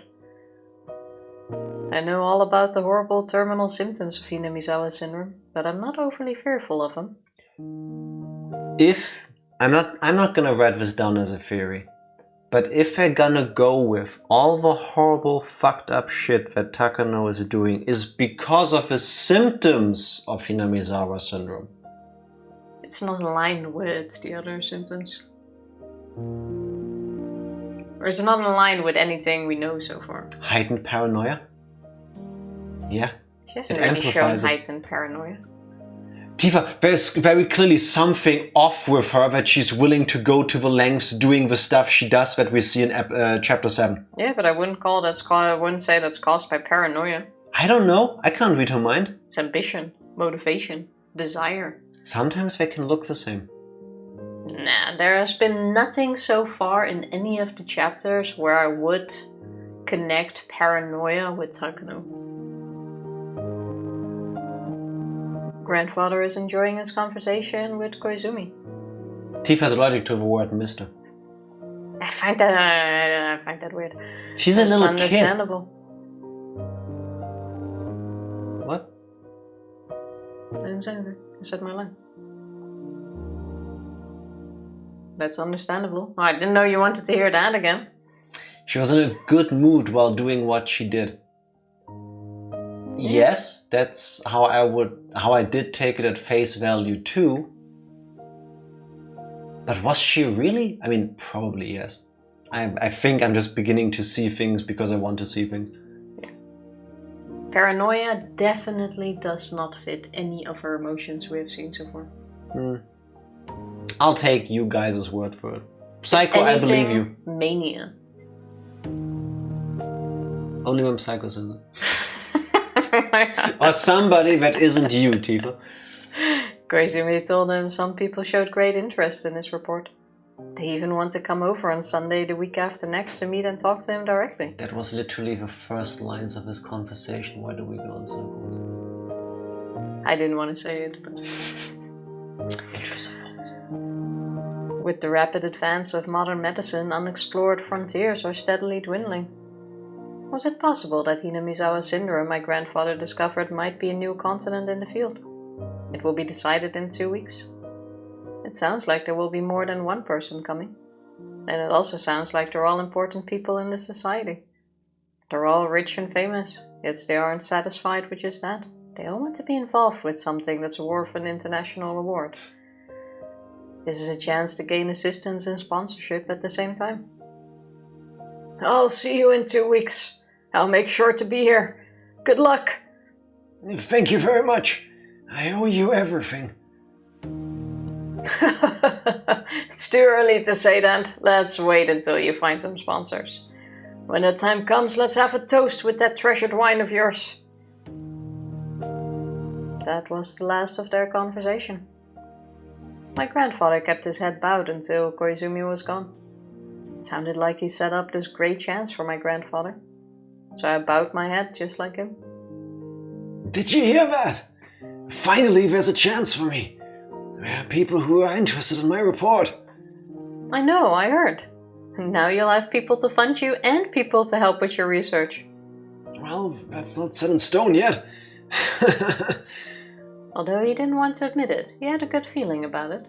The research he had conducted all alone was finally about to gain recognition.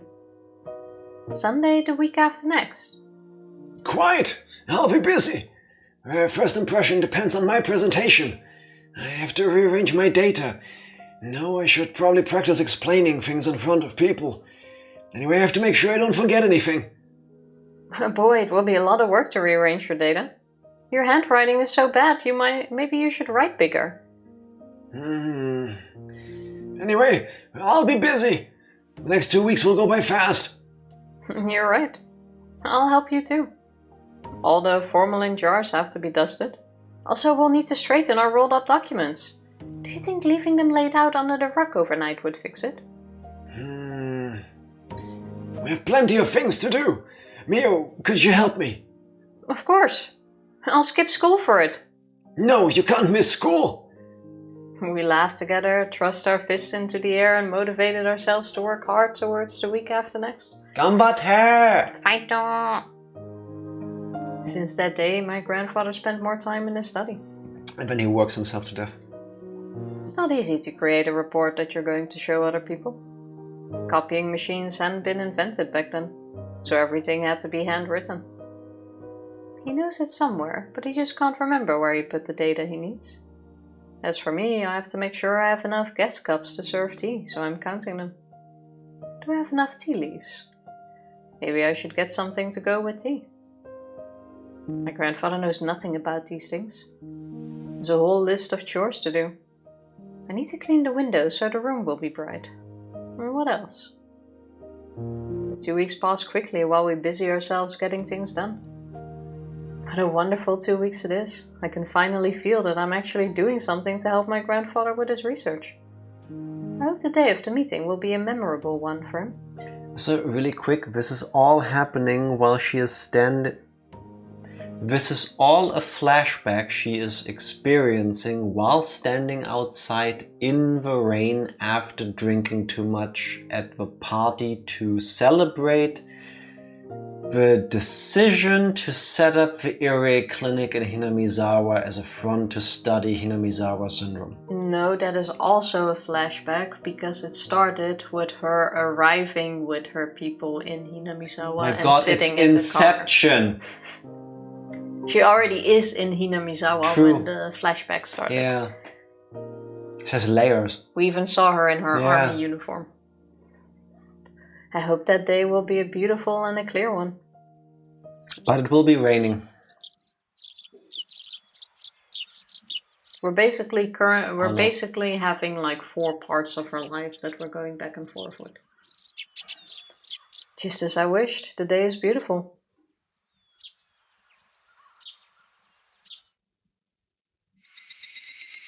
Oh God, the Higurashi. Evening. My grandfather, having dressed formally, paced around his study nervously. I'm also in a beautiful dress. I've only worn it once before at my piano recital. But I'm not nervous like my grandfather. His silly nervousness actually relaxes me. Are they here yet? Grandfather looked out the window. Then a black car stopped in front of the gate. Back then, a car was a luxury item. I don't think I had even one classmate whose family owned a car. A black car? Like one of those you see in foreign countries? A good thing it happens during what appears to be summer and not on a cold December day when the snow has just turned to rain. So it only makes sense that the men coming out of the car look respectable. Grandfather and I ran out to welcome them. If there's a Chinese guy in the silken dress in green with a dragon on it, run. What if it's a sailor? Welcome! I'm Takano. Thank you for coming today. May I take your jacket? I greeted them and filled the role we decided ahead of time. Though me being relaxed by my grandfather's silliness ended at that point. Both my grandfather and I were stiff with anxiety as we greeted them now that the moment was here. Nice to meet you, Doctor. And hello, young lady. Are you his granddaughter? Yes. Yes! Okay. Miro, please, say hello. Tifa, this is the 60s in Japan. You speak when you're told to. Case in point. Very nice to meet you. I'm Mio Takano. What a good girl. I'm here in place of Koizumi-sensei. Something came up and he can't make it today. He's very sorry. I see. I'm sorry to hear that. The person who set up everything isn't here. Remember? Oh my god. We already had the... Why are we doing this? Ryukishi, what are you cooking? Do you remember the history lesson episode? Yeah, where now older betrayed. Koizumi told us that he betrayed her grandfather by not sticking up for him when he could have? Is this that moment? We already know this is gonna go wrong. Yeah, but now you know how it happens. But why do I need to? To understand. My grandfather even had his treasured wine ready, just as they promised 2 weeks ago. Everyone, let me introduce you. This is Dr. Hifumi Takano. Dr. Takano was a leading member of a research center for the prevention of epidemics in Manchuria during the war. He made many advances in developing synthetic food and synthetic alcohol as measures against malnutrition and ration shortages. Nice to meet you. Pleasure to meet you. Thank you for having me. The men are even older than my grandfather. They take off their hats one at a time to greet him. Their beards, expensive-looking canes and glasses tell me they are very high up in society. The society. In the society. Because this isn't just rich people true. showing off, this is Tokyo. Yeah, true, it's the organization. Mm-hmm. Grandfather bows to each one of them. Everyone, please, come into the study. Please excuse the mess. Come in, come in. Mio, serve tea for everyone. Yes. I wasn't nervous at all earlier, but now I think I'm the most nervous one. I'm not the one making the presentation, and I'm not the one being evaluated, so it's ridiculous that I'm feeling so nervous. But every impression counts. I don't know if I should use that as my excuse. But I was so nervous that I knocked over the thermos I had filled to the brim with hot water and ruined the black tea I'd chosen specifically for this day. I apologized to my grandfather and started to boil water again. I just need enough for the guests.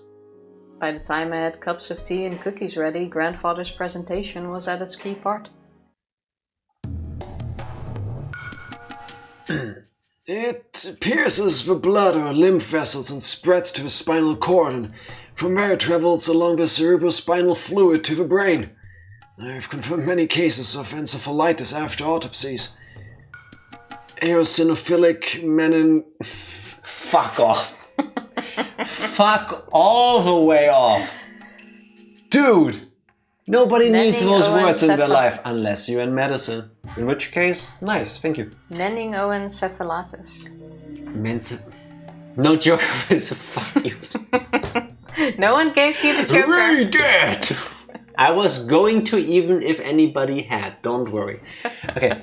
Eosinophilic meningoencephalitis. That sounds like a thing from... I'm not gonna say it because spoilers. Mary Poppins? This could be a Mary Poppins song. Chim chimney, chim chimney, chim chim chim. Oh god, and then with her old man voice. Okay, one sec. Hey, now you have to repeat it. Yeah, of course. Needs to be in a line. I'm resetting, Tifa. Eosinophilic meningoencephalitis is known to be caused by roundworm, and we predict its behavior to be extremely similar. Grandfather said, walking between samples in formalin jars and pointing to several as he gave his explanation. There are over 100 formalin jars in here with parts of brain in them. That sweet dopamine rush of hearing someone else mispronounce a word is mispronounced too is what? I mispronounced too. It's wonderful. I know, right? It feels like validation somehow. But yeah, I get it. It means an infection in your brain that makes it inflamed. Thank you, Dark Lord. I think that would have been perfectly fine in this case to just have that as the line. Imagine just keeping it easy. Yeah, an inflammation of a brain. I always wondered with certain wording, who thought this was a good idea? I don't know.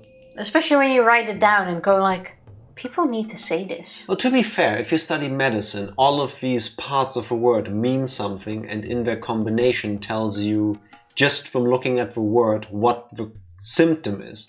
I doubt it in this case. No, They're just being a bitch. really, it does. Eosinophilic, I believe, describes the how, and the meningoencephalitis is the type of inflammation, I believe. Or the location, I think. Yeah, Not you sure. can make that different. Yeah. Left brain lobe. Eosinophilic means that you're making too much white blood cells. Yeah, See? but I'm talking about the word. You could still make a different word for that. White blood cell, too much itis. Even that would be better. I'm just saying. I would like to know how much time of the studying to become a doctor is spent on learning all of these words and what they mean. Because I think there has to be an easier way. But it is what it is. They were all very dusty, so I spent a few days cleaning them. I'm rather proud to see the sparking jars all lined up like this. However, roundworms induce an extremely wide range of symptoms. Headache, narcosis, derangement. None of these are characteristic symptoms of roundworms. On the other hand, symptoms of Hinamizawa syndrome are very specific to that disease. You're saying one of them is to claw out one's own throat, yes? Exactly. Some soldiers witnessed it just before their fellows died. Such self-mutilation was never seen before in any disease. It only occurs in Hinamizawa syndrome. Also, since that symptom was only seen with terminal stage patients, I believe that's a means of exodus, something we've seen before in several parasites. Parasites mature inside of an organism, reproduce, then leave the host and look for the next one. So what do you think about the fact that the cases were only seen in the soldiers from Hinamizawa, even though other soldiers touched their blood, which must have been full of parasitic eggs or larvae? Don't you think there was a possibility of them getting infected? To be fair, if you get those words wrong, you might kill a patient. No. Yeah. Like, what if there's not just an eosinophilic, but also an eosinophilic? Like, I don't know. The chance of fucking it up seems much bigger. Tifa, I have a very strong suspicion that people with, I guess dyslexia would be the right word? Or, generally, people who have a hard time deciphering those words, or what exactly they mean, wouldn't work unassisted in that field. Simply because of that risk. I suspected things like an incubation period, but since it was limited to people from the Hinamizawa region, I believe something such as the unique local climate must play a role. No, redo. What? What's a region? Region. Yeah, but you didn't say that. From the Hinamizawa region. But you said region. Yeah, Hifumi has an accent. I'm in character, you bitch. Who are you now? Yeah. Yeah, Tifa. People with slicks dicks. To be fair. No, wait. Slicks Dixia sounds like the Dutch name for a disease that makes you suck cock. Slicks, slick, dick, yeah. Slick in Dutch means to swallow. Oh my god, did I just do a bilingual joke that nobody except maybe Tifa and anybody else who has a vague understanding of Dutch and English like me understands? Pretty good one. You're welcome, everybody. Inter and inter, hyper and hypo sound similar, mean the opposite. Yeah, that's bullshit too. Like, But at least easy words.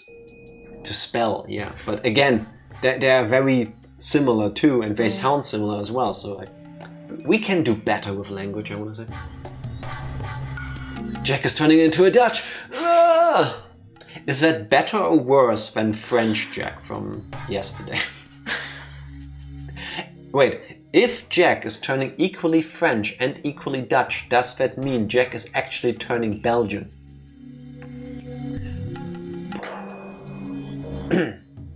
Everything is better than French. Much love to my French people. I'll talk about it in the next part, but the ancient indigenous beliefs of Hinamizawa have... That can't be possible, Dr. Takano. I've never heard of parasites behaving socially. Yes, well, that is one of the revolutionary discoveries in the Hinamizawa syndrome. The elderly gentlemen mumbled to each other while pointing at the data. With that, I finally realized things aren't going too well. And all because the tea wasn't ready, Mio. Stupid kid. Dr. Takano, I've been reviewing your data while listening to your gracious presentation. First of all, it's simply impossible for parasites to control human minds. Disagreed. Human thoughts are controlled by the brain, which is a work of art created by God. Just say that the parasite was created by the devil or something. Oh my god. Furthermore, ideology is an extremely advanced aspect of human thought. It's an advanced capability bestowed only to humans on this planet. Yet you would say parasites intervene in that? Please, that's absurd. Are you sure you're a scientist? Listen, I don't even want to go into the whole argument of creation. I think there's a lot of overlap between people who are like religious in Christianity and stuff like this, and also are scientists, and that can work together, I think, in a lot of cases. But to just go, no, that can't be because God made this. Why are you here? Why are you in charge of scientific stuff when you reject the very basis of science? Because they're trying to shut him down. Yeah, I guess. Why don't we have hypodermic needles? See, I wouldn't even know that that is the wrong version. It's hypodermic, right? See, that's why I'm not in medicine. I would have killed somebody accidentally. We can observe elephants and dolphins having complex social systems. That is true. Also, depending on your definition of complex, I would argue a lot of animals have social systems. Bees do too. Bees, wolves, everything in a pack. Pretty much everything, yeah. And even if they prefer to live alone, I would also consider that part of a social system. Because even animals that prefer to live in solitude do still have to congregate at some points, because otherwise they couldn't boink to make more of them. So there is some system in place. It's not the same with bees and ants, but there's a system. No? I agree. Ideology can also be considered a manner of thought that prioritizes the whole over the individual. In other words, that's the most important prerequisite condition for a society.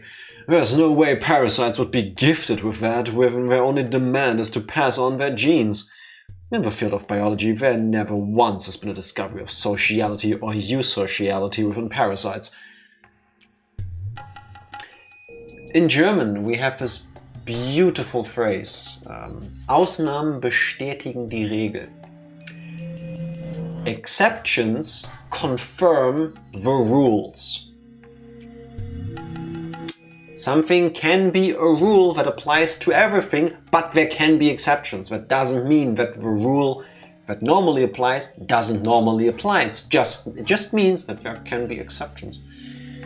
But there are cases of parasites interfering with a host's behavior.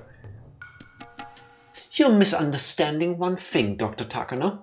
The principle that drives parasites capable of controlling their host is always reproduction and propagation. It's only that primitive concept. Even in the example you used before of a rat infected with Toxoplasma gondii losing its aversion to cats, the altered behavior is simply a means to let the hosts be eaten by a better host in order to change hosts. That's just like a grasshopper infected with a horsehair worm drowning itself. Oh, what a coincidence. I watched a video Of a praying mantis. of a praying mantis. Put in water. Don't Google that, by the way. If you can look up videos about this. It's sad. Once a horsehair worm matures, it becomes aquatic. When that happens, it guides a grasshopper to the water and drowns it, and then enters the environment it's adapted for. Exactly. The suicidal act of clawing out one's throat corresponds to that in the case of Hinamizawa syndrome. For example, guinea worms escape the body by having the host scratch the affected area. Indeed, the purpose of all of these parasites is reproduction. For them to infest the brain, God's masterpiece? No, infecting the brain itself isn't that strange. But to say they infested and influenced human ideology is frankly delusional. In fact, that's a dangerous idea. I don't think it's that strange that Hinamizawa, an isolated culture, developed its own unique fate. There are actually many examples of that all over Japan. So are you saying all of them were due to parasites? Or that they were all due to cultural reasons except the one in Hinamizawa, which was caused by parasites? How do you establish the distinction? Well, as I said in my autopsies on the Hinamizawan soldiers who died in the war, there was sufficient evidence to believe. Excuse me, Dr. Takano? I don't think you've gathered enough case studies to call it clinical data. And furthermore, as you said, it was during the war. No, I mean, as I explain in the next part, Hinamizawa syndrome develops when one experiences suspicion, nervousness and stress and becomes emotionally unbalanced. I think it's a unique approach to suspect some manner of commonality if there are several cases of unique and bizarre self-mutilation, such as clawing one's throat out. Yet, that's all the more reason it's unreliable. Maybe it was just a coincidence that such rare cases happened under abnormal circumstances like the war. I believe you witnessed a convergence of coincidences and trapped in a Gestaltist view deluded yourself into finding a pattern. You saw something you wanted to see. Bruh, the brain is made of cells as anything else. No, God made the brain. Yeah, but it is God's best creation. Fuck off. It creates our life, our being. The thing that fucks me up about this line of argument is, okay, but whether or not God, whatever God, has made life, designed it to be that way, that doesn't change the question whether there is a type of parasite that can then infect the brain and have these effects. He also created parasites. Why are you a scientist if the answer to all of the questions is God? Yeah, but because we're trying to shut him down. Yeah, true. To prove otherwise, you would need an enormous amount of clinical data on Hinamizawa syndrome patients. But ethically, that's impossible to prove.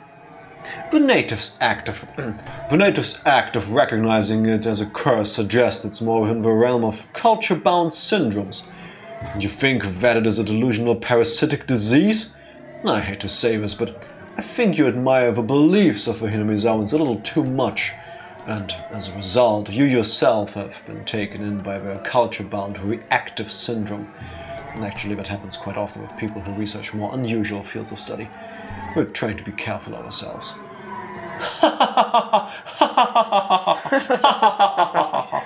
Bureaucrats, Tifa. Someone created rabies which actively can control and destroy the brain. Exactly. I don't want to sidetrack, but genetics alone pretty much makes evolution the most likely case.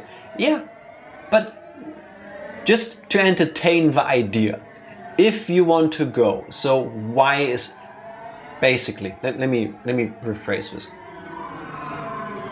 Ultimately, anything you can witness, anything you can explain, I think you can trace back to one question.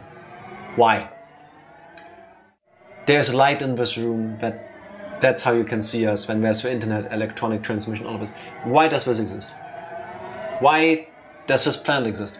Why did the Big Bang happen, potentially? Why does anything exist? And if your answer to that is God, okay, whatever. But to go in this area of science and research and study, and to then just always rip out the God card, that is so, I think disingenuous is the right word. Well, God is still a big part, and you can believe in both, but we're all ignoring the most obvious cause and reason. Just aliens. Ponies! I'm just saying. Either we have a common ancestor of today's apes, or God made Adam and Eve and monkeys in peril. I personally... The monkeys came from the incest.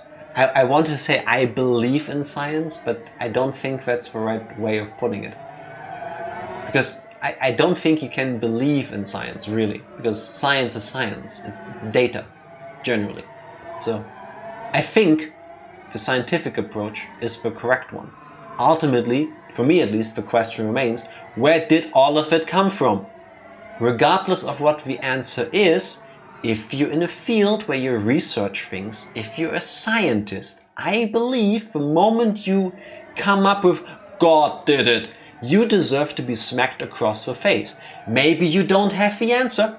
Cool, that's fine. But to just go, oh well, it's designed that way. Why is it designed that way? Yeah, but they figure out why God designed something that way. And we can't go into what is perfect, which is this one thing that cannot be tainted. Which is also crazy because the rest is all fine. I think we really need to focus on the point that Tifa has explained multiple times. These people aren't here to have a fair conversation or to like shoot the shit with him and spitball this and go like, is this a feasible theory or do we believe you? Do we have counter evidence or anything like this? It's all just to shut him down. It's already been decided that this is not going to happen. Yeah. Chichunu. God has to explain platypus and echidnas to us. He had shuffle one too many times. They're quite cute. The more they talk, the paler my grandfather's face becomes. I was just stunned myself. You've never heard of parasites like that? That's impossible. It was just a coincidence and there isn't enough data. The talk goes on and every time grandfather says something, they dismiss it like that. Before he knew it, my grandfather could only hold his silence before their criticisms. Well, no revolutionary discovery is accepted at first. Maybe this research of yours is one of those things. Even if it's ridiculed at first, it may achieve recognition in later years. That happens all the time. I'm just an amateur. I'm just a private researcher who didn't graduate from an elite college, nor do I belong to any academic clique. I don't have any connections with experts or research centers. That's why this is all I can do. Is the Hinamizawa syndrome real? Or is it just my delusion, just like you all say it is? To find out, I need your help. That's smart. Yeah, to grovel at their feet. Of course, if this was the discovery of the century, it would create a major uproar. After all, you're suggesting that human culture and ideology is all the will of parasites and our frontal lobe is a place for them to live. That's not what he said though. What an audacious theory. God did create Big Band, but didn't create Beowulf. Sometimes typos are a wonderful platform. Only question I'd have for God is why the fuck did it make me smart or dumb at the same time? Ranger, same. Blessing and a curse. I think everybody feels that way. Genuinely. I think a very small group of people never goes through life and feels equally stupid and smart. Most people go through both, I think. So, hive mind, again. Yeah. Everyone is smart in different bits. Why did God create anxiety and depression? Wonderful questions, but we don't have an answer for. That's the parasite. The doctor who invented washing hands to other doctors was laughed at. That is absolutely true. Same with the doctors or the scientists, I don't know if they were doctors specifically, but the scientists who explained that bacteria, viruses, germs existed. No, that cannot be. It has to be the humors. It has to be something else. It cannot be that something we cannot currently perceive with our own eyes could cause something. All part of the learning experience.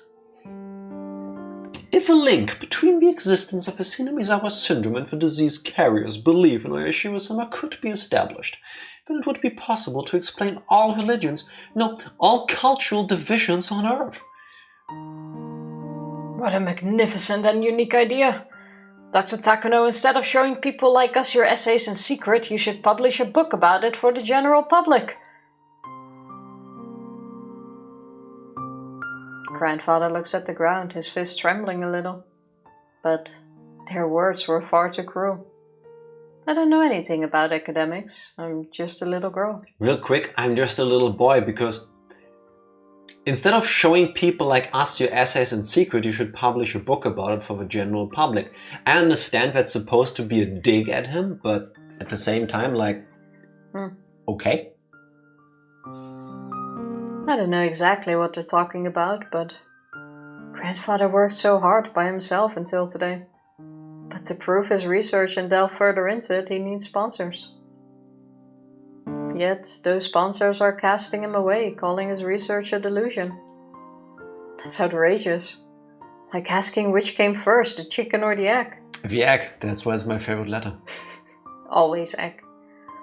Besides, if his research was at the level those cheeky men want to see, he wouldn't need their help. But they're saying that they can't help him unless they see some result that are beyond the level of private research. In any field, doesn't research always start out with just a little idea? If you could prove its existence beforehand, then what's the point of researching it to begin with? If a wild idea can't be the subject of research, how did we gain any knowledge at all? But never mind that. When Koizumi came 2 weeks ago, didn't he say they were really interested in his research? Yeah, fuck Koizumi. All of my homies hate Koizumi. What's going on? This is the complete opposite of what he said.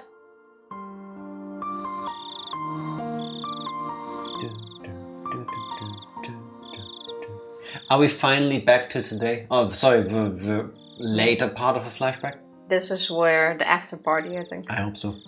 Yes. I think this is very interesting research. The human brain still holds many secrets. Dr. Takano's idea is an extremely unique one. It seems impossible to ignore, especially from a eugenics perspective. Humans are not God's children. We're simply animals who underwent the baptism of evolution. As such, according to Darwin, there will be differences in that evolution based on environment. In other words, humans can be either superior or inferior. As a nation, we...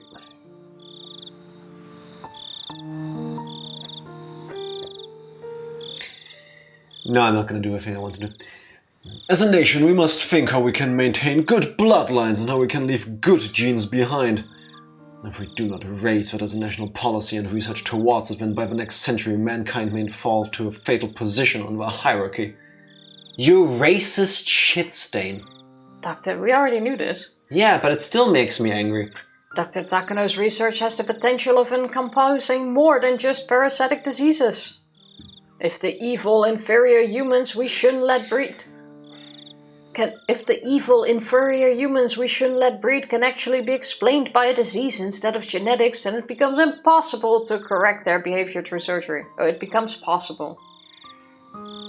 As a result, we can leave wonderful people for our future. From the eugenic point of view, Dr. Takano's research should get started immediately. It's possible that this could be the greatest discovery since Monize's invention of a lobotomy. Of course you go with a fucked up thing. If causality between infectious diseases and an individual's nature could be established, this would be more than Nobel Prize worthy. Koizumi-sensei, thank you for giving us this chance.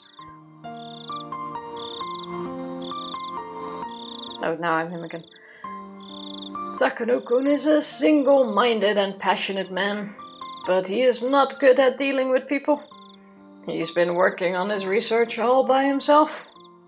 But now he's hit the limit of what one person can do, and he needs help. I thought he was already dead. Okay, so no, this is oh god, this is another flashback to a scene that happened before them showing up at Takano's place to learn about the research. Can they at least use a different background for that instead of the... Don't you see that this is a fancy Japanese restaurant? Yeah, but this one is already part of 2 flashbacks in different times. Sorry, we already had fancy Japanese restaurants. This is a Chipotle. Sorry, Chipotle. Please, everyone, listen to what Takano-kun has to say. No, you don't even need to ask, Sensei. We are the ones who should be thanking you for this opportunity. We're already willing to help him. In fact, the more urgent matter will be arranging jurisdictions within society. I would like to thank you for giving me an opportunity to be involved in such a unique research project at this age. There was a knock on the door. The sliding door opened and the owner peeked in. Excuse me. There's someone asking for you. May I bring him? Someone? Who could it be? If someone was so great, why did they never invent some too? The owner whispered into Koizumi's ear and his face turned pale all of a sudden. God, that's pretty good. It is. Please let him in. No, I'll come greet him with you. As Koizumi stood up, 2 pairs of footsteps reached the door. A centaur. What? A centaur is approaching. What? 2 pairs of footsteps. A centaur has 4 legs.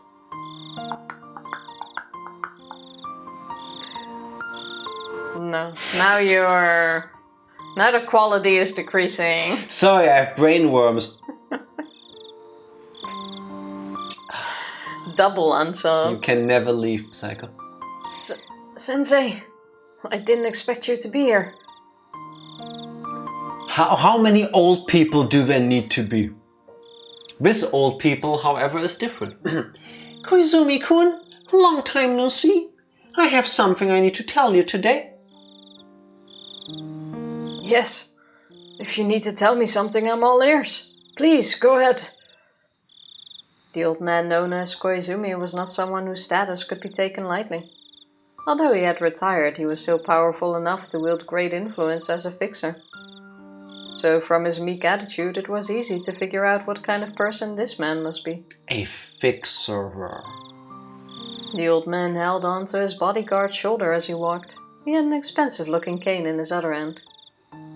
He couldn't even walk on his own because of his old age, but his intense, commanding presence hadn't declined one bit.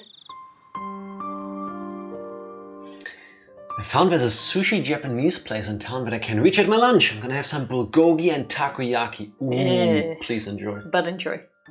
More for you. Yes. I'll get straight to the point. Your friend's research. You need to put a stop to that.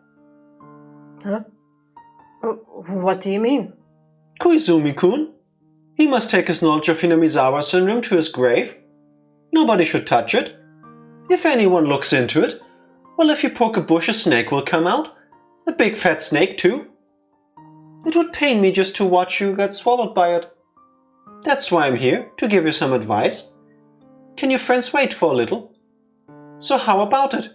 Do you want some drinks with me in a different room? Yes. I'll come with you straight away. Koizumi realized that he was being pressured. He didn't know which direction it was coming from, but clearly some authorities weren't comfortable with the research on Hinamizawa syndrome and were trying to stop him from supporting it. Oh no, I'm in league with this evil group of a society within our society. I'm so shocked that somebody would do this to me. Koizumi-kun, do you remember the Marco Polo Bridge incident? Oh god, not again.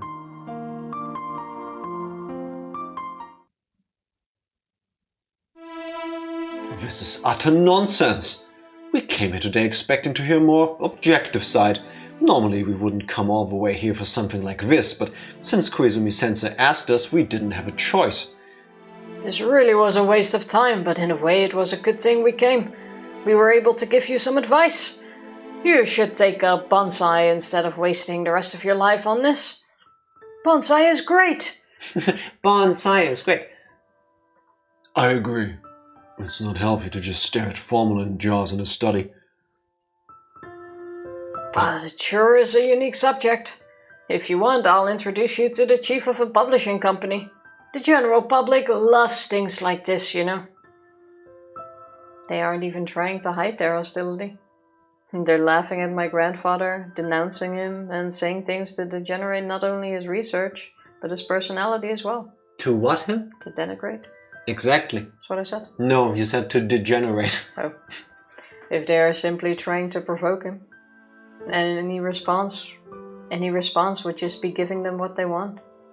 Even in this very moment, grandfather tried to remain a noble researcher and a proud human being. Just piss in their tea at this point. He's no longer trembling. On the contrary, he apologized to them for taking up their time and told them he had no intention of keeping them any longer.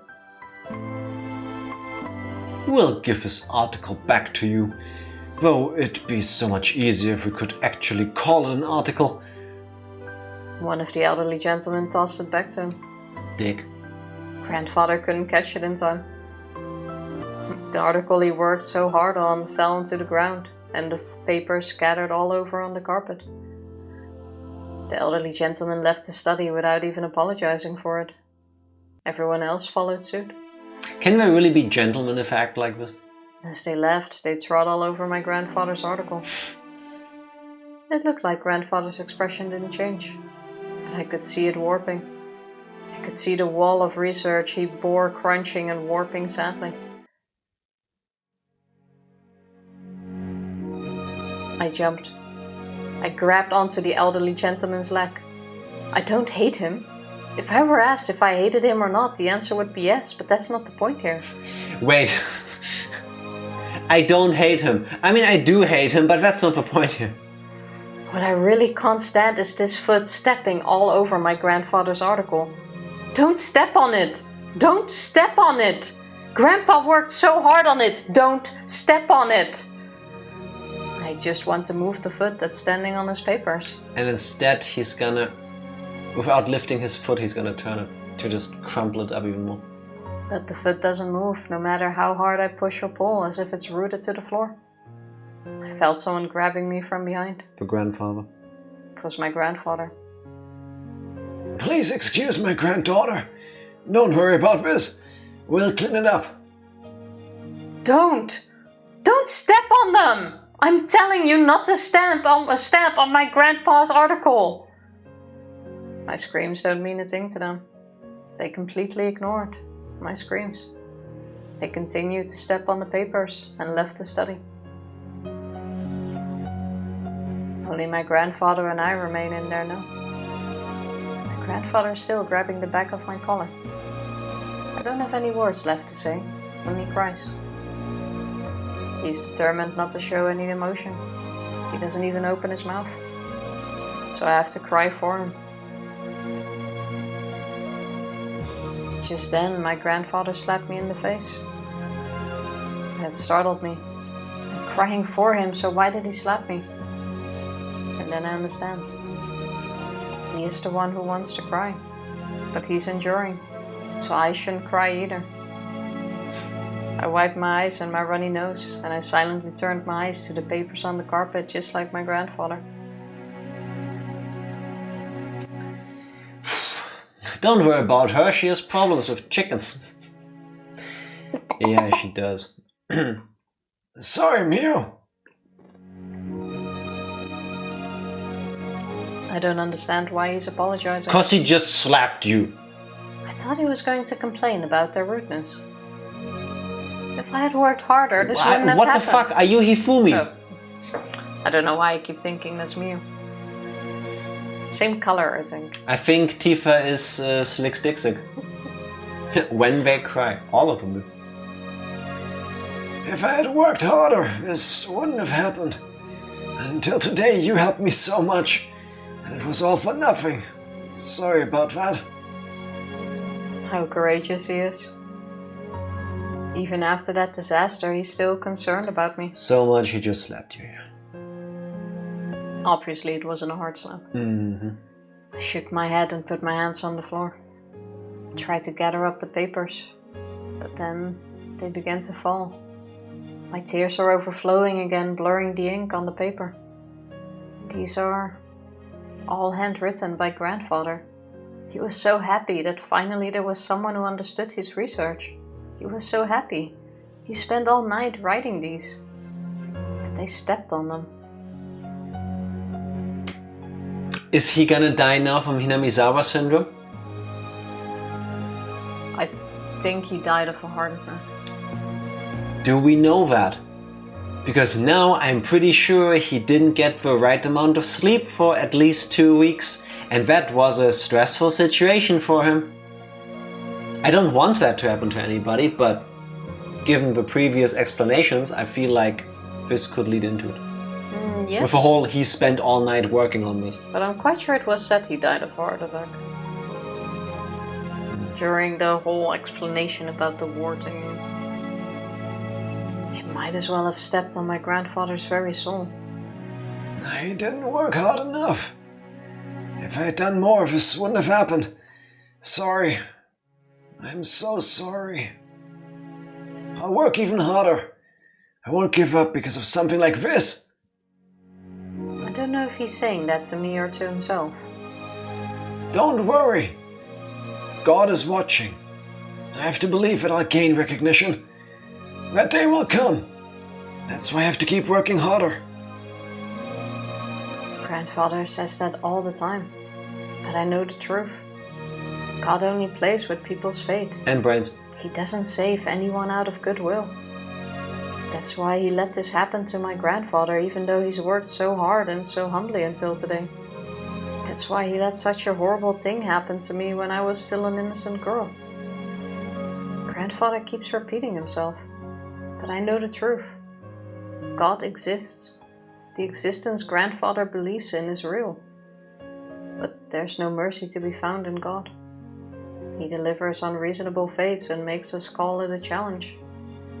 I can't tell my grandfather that, of course. I asked God once more, like I did on the day of the thunderstorm. Why? Why can't you give my grandfather's effort and hard work the recognition it deserves? Grandfather told me that he'll gather up the paper, so I should put away the teacups. I nodded silently and put the teacups that hadn't been touched onto the serving cart. As I pushed it out of the study, Grandfather told me. He told me to close the door after I leave. I always close the door when I leave. He doesn't need to remind me. But that's what he wants, so without saying anything, I closed the door. Then, as I walked away from the study, I heard my grandfather sobbing. Tears filled my eyes once more. Sadness and disappointment. I almost feel angry with myself for not being able to do anything for him. And then I felt a cool breeze on my wet cheeks. The breeze was blowing in from a cracked open window. A curtain was flapping gently in it. I heard the cry of the Higurashi.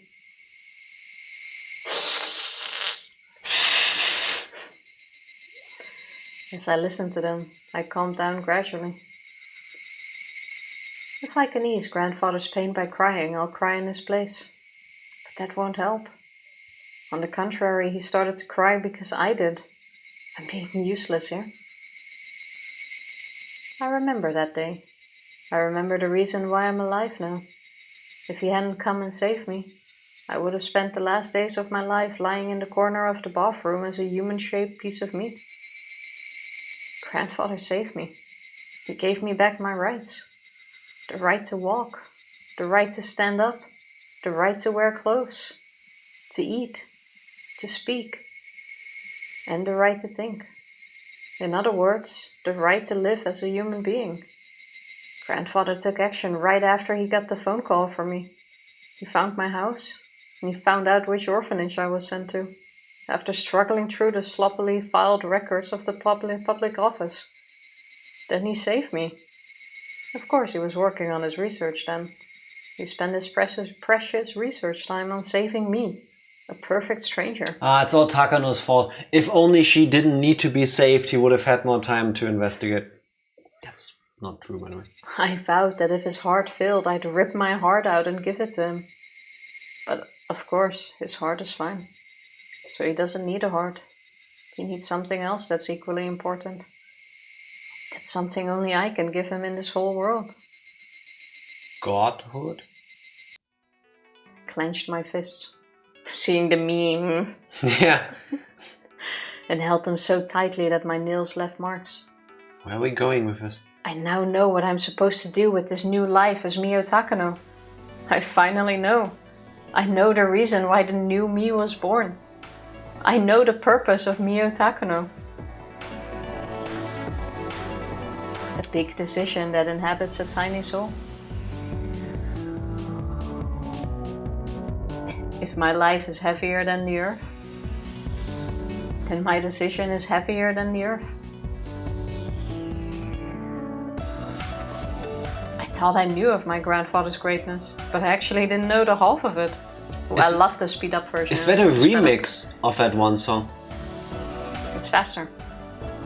And it also sounds different. For me to be able to really help him, I have to reach his level. All my lessons lead back to my grandfather. There wasn't a single subject I could ignore. Right now, studying hard is what I can do for him.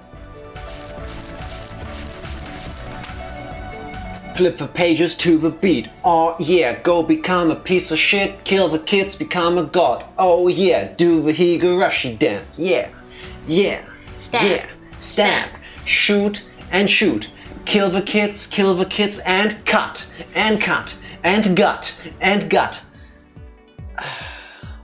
When the world turns its back on you, you turn your back on the world. Apparently something like this.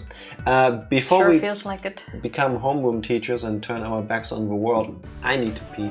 Really? PRB. We're back. Still in the dance remix era. I've been a teacher for a long time, but I've never seen such a hard-working student. You've learned not only academically, but socially as well. You've made a great deal of friends. I have a goal which I can only reach by studying hard. Also, I know how powerless an isolated genius is. That's why I need to learn to socialize. But that's not enough. I'm not even close to where I want to be. Entering college is only a step forward. What matters is what I learned there. I'm not even close. I'm not even close to being able to help my grandfather. I'm so proud of you. You can go to Tokyo or Ochanomizu University or any college of your choice. Nothing will stop you. The most important thing for you is that the school will teach you what you want to learn. To fulfill a wish and weave a desired future. The strength of a string is how strong your will is. A noble and strong wish will come true.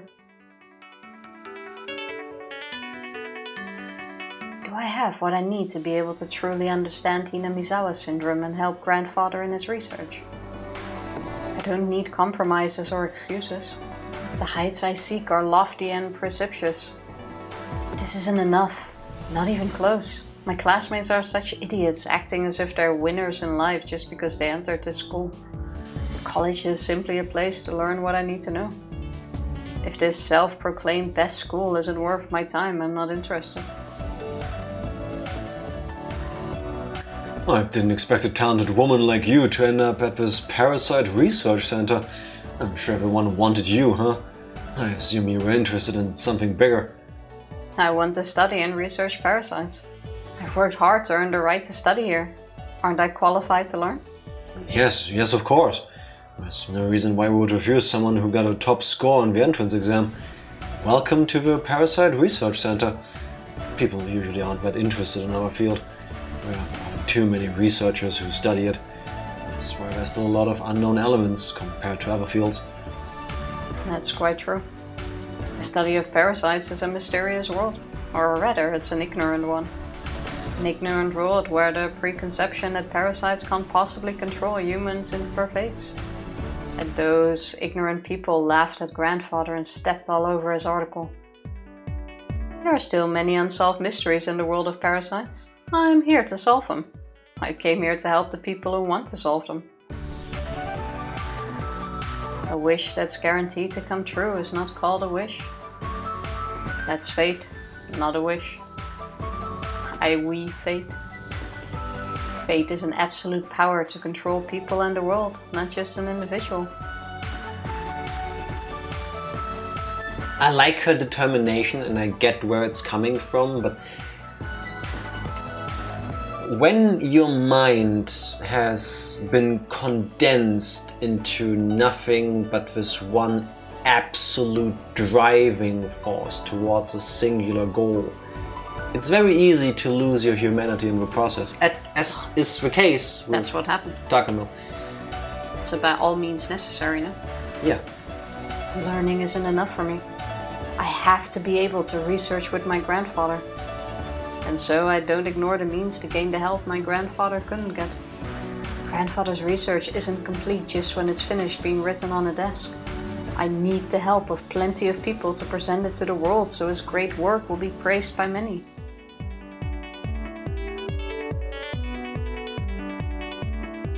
Yes, that's correct. This is an association only the top graduates of the Imperial University are allowed to join. Therefore, only 7 people per year are allowed.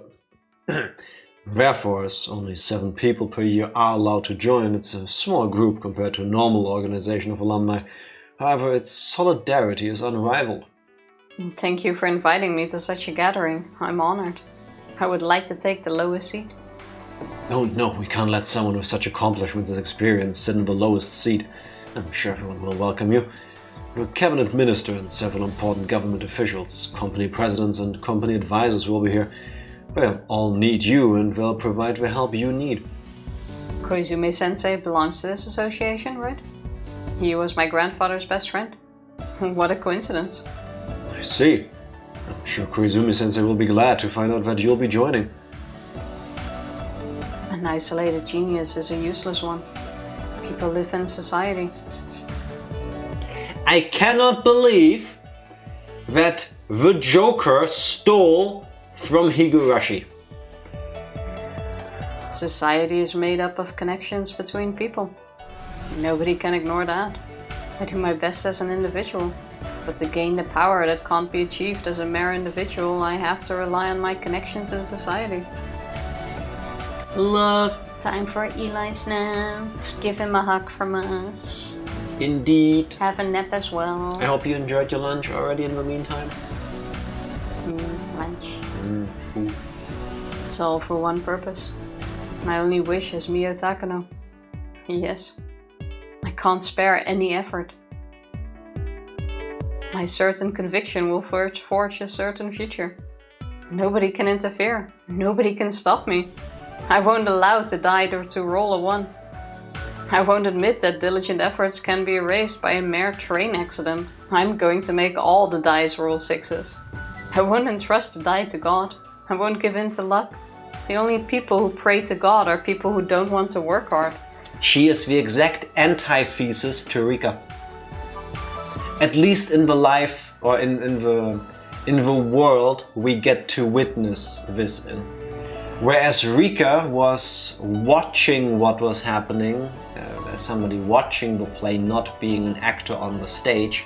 She was waiting for fate to roll the sixes for her so that she would get her happy end.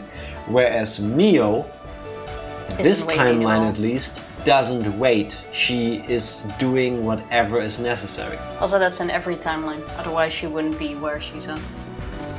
And Takano is in every single timeline. Just saying. Lunch in Shores and helping Kelly pack for work today. It's a 3-hour drive and there's snow up by the mountains. Oh, that's gonna be a beautiful sight. Yes, a great stream. Ranger, thank you for being here. Say hi to Kelly and everybody else. Have a wonderful time. Everything he sent, extra hi to Kelly. From Jack. From Jack. I don't trust God. I'm going to create results myself. My strong will is going to create a certain future that God can't possibly prevent. This is a different way to become a god than the one my grandfather taught me. This is a way to become a god while still alive. When I realized it, I became truly free. Free from the sadness of losing my parents and my miserable life after that. Free from my grandfather's tears when his article was stepped on. And that's right, I'll be above God. I'll be an existence that God's caprices can't even touch. I'll make people recognize grandfather's research. That's the future I wish for. The future I promise will come to pass. People will fight over grandfather's article. People will respectfully read the same article that was once ridiculed and stepped on. Even if grandfather dies before the day comes, I won't cry over something like that, because he already taught me. Even after being buried, one can be resurrected. I'm going to complete his great work and the whole world will praise him. Grandfather will resurrect and become a god. He will be eternal. It's an everlasting bond. A bond not even a train accident can break. A bond not even a die that rolls a 1 can disturb. Since the day of the train accident, my die has kept rolling once over and over. But I didn't give up. I kept working hard until today. I'll rise above the die. I'll decide what to roll on it. I'll decide my own fate. I'll do that with my unshakable willpower. Well, that she definitely has. Yeah, shame she uses it like this. Somehow I'm shocked that's not the end of the chapter.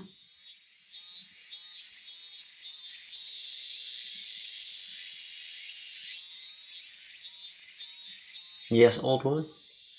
When does the clinic open? Is there going to be air conditioning? Peak old woman. I heard it will open next month. I hope there will be a young doctor there. Honey. I heard some old ladies talking amongst themselves when I was going up the stairs to the shrine. The Irie clinic is already completed and is waiting and ready for opening day. The state-of-the-art equipment has been delivered and the research is waiting to begin as well. Irie too is standing by in top form, and he's almost as passionate as I am about the Hinamizawa syndrome. The road to hell is paved with good intentions. None of these intentions are good. Reminder, no Tifa. The moment you get in bed with this Tokyo society filled with racists, supremacists, and other weirdos and fuckheads, no. If they want this, it cannot be good. Yeah, but she needs them. They are pawns for her. If you... The mountain dogs, the counterintelligence unit to support and protect her research are already stationed at a dummy company somewhere near Okonomiya. Okanogi gardeners. They are getting in touch with various public institutions. Everything is going well. The only thing to worry about would be the rumors about the Hinamizawa dam construction plans. There's a rumor that the Ministry of Construction is pushing through a dam project that will submerge all of Hinamizawa.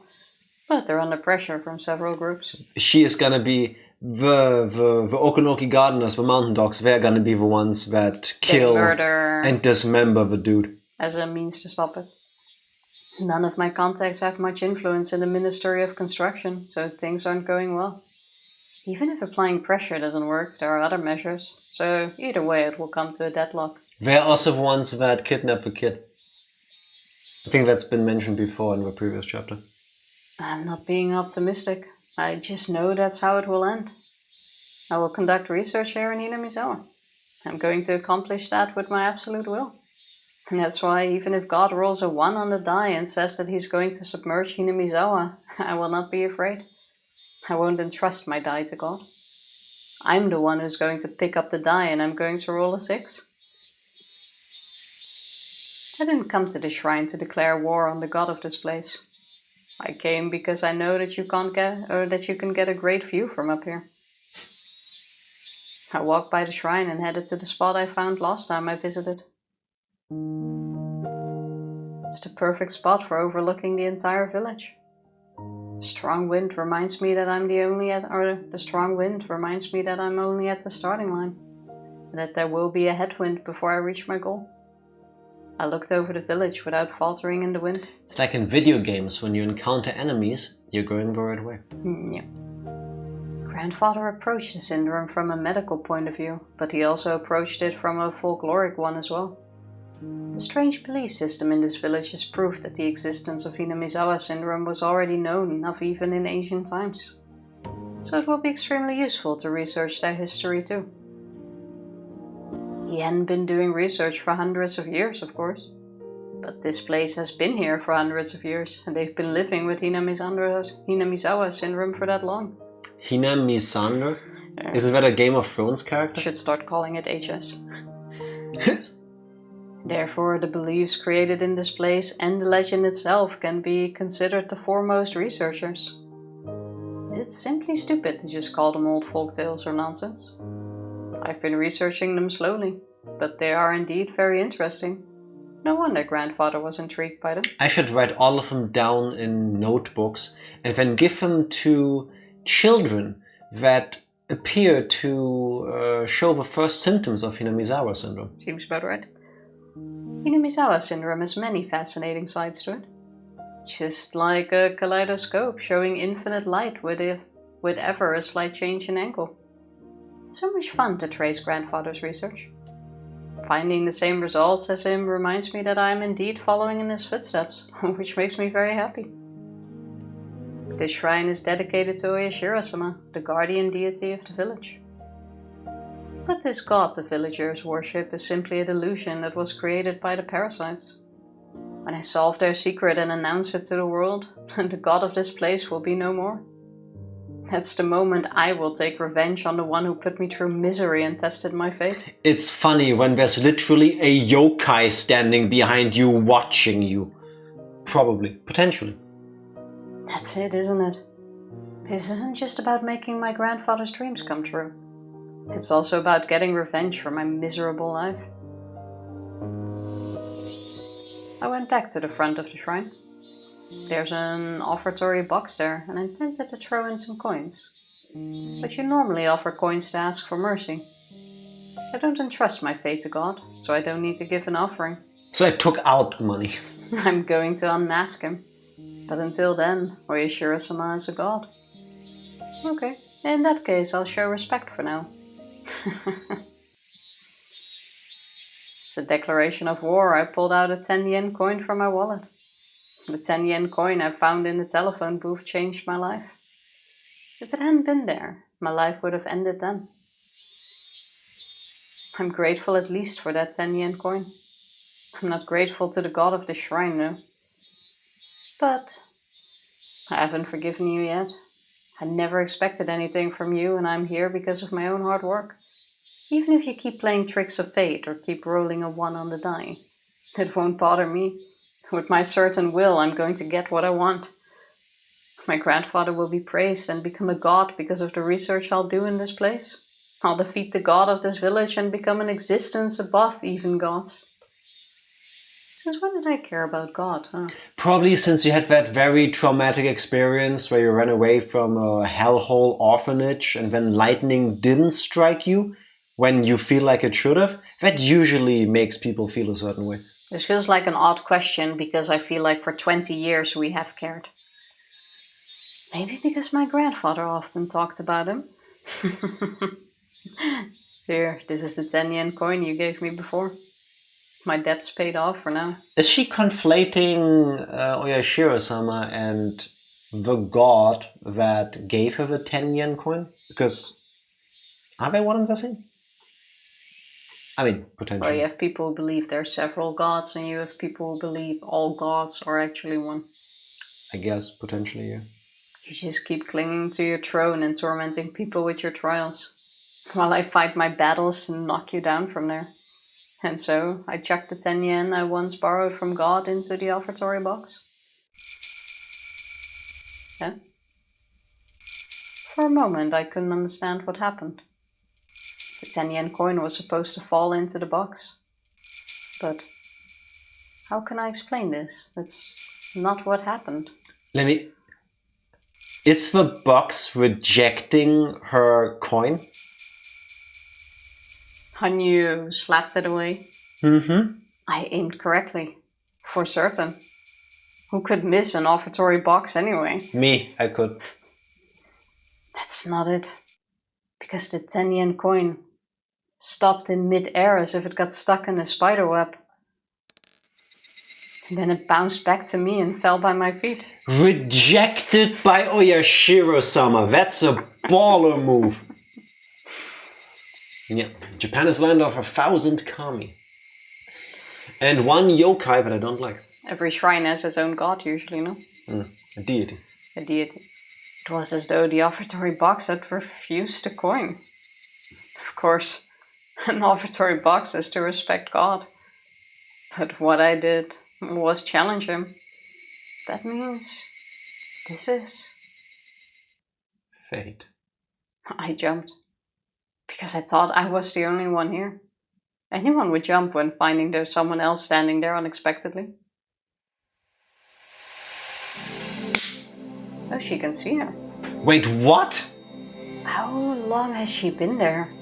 It's like she came out from the shrine. A mysterious girl is standing on the other side of the offering box. Why can't she see her? Fuck all the way off. Is that what? Oh, that answers the question. Why didn't Hanyu spy on her? If she can see Hanyu, there's no spying on. I am writing this down. I am writing this fucking down. One of the entities between the world fragments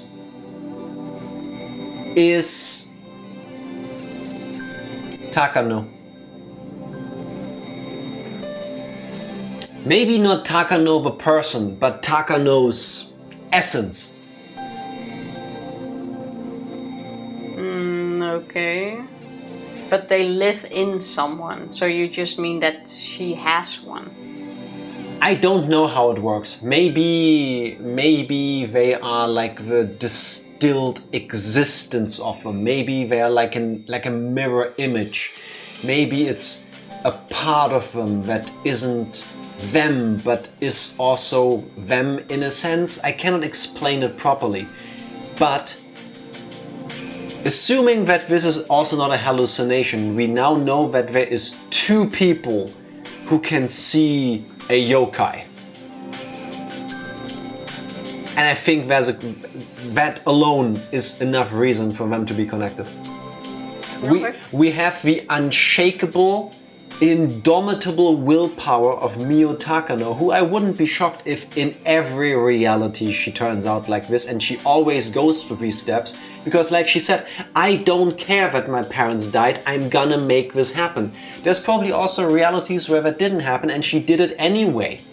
Well, that I'm 100% certain of, that she always ends there. Because otherwise none of these things would happen. She wouldn't have repeated 100 times, or Rika wouldn't have repeated 100 times trying to save her life with Takano killing her. Or maybe this Mio Takano we get to witness is one that has been tampered with. As in, maybe, somehow, somebody, this ghost girl for example, maybe she derailed the train. I'm not saying I want other people to die for the happiness of Rika, but I'm saying if you're stuck in an infinite time loop watching you and your friends get tortured and die in the most horrific ways imaginable, and you're stuck with the ever-increasing volume of death and despair that you're watching, that you go to drastic measures at some point. Nah, I have a feeling she could see her from the start, and this is how they somehow end up with Rika. Because they know Rika's important. How do they know? They just talked to her and went like, hey, you carry the queen parasite, by any chance? Like, they have landed at Rika with some reason, and I think the fact that she can see her is it. Or maybe, somehow, her family, not the Takano family, but I already forgot the name she was born with. Maybe they are related to the Furudes. Also, wait, this makes even less sense, because the entire time Hanyu has been like, oh, you're the only one who can see me.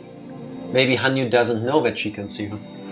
How about we press A and find out? I want to press A, but I also want to save here. I want to press A. Because I think there's going to be I want to long press A. bit. I think this is a super short bit given the things we've already done.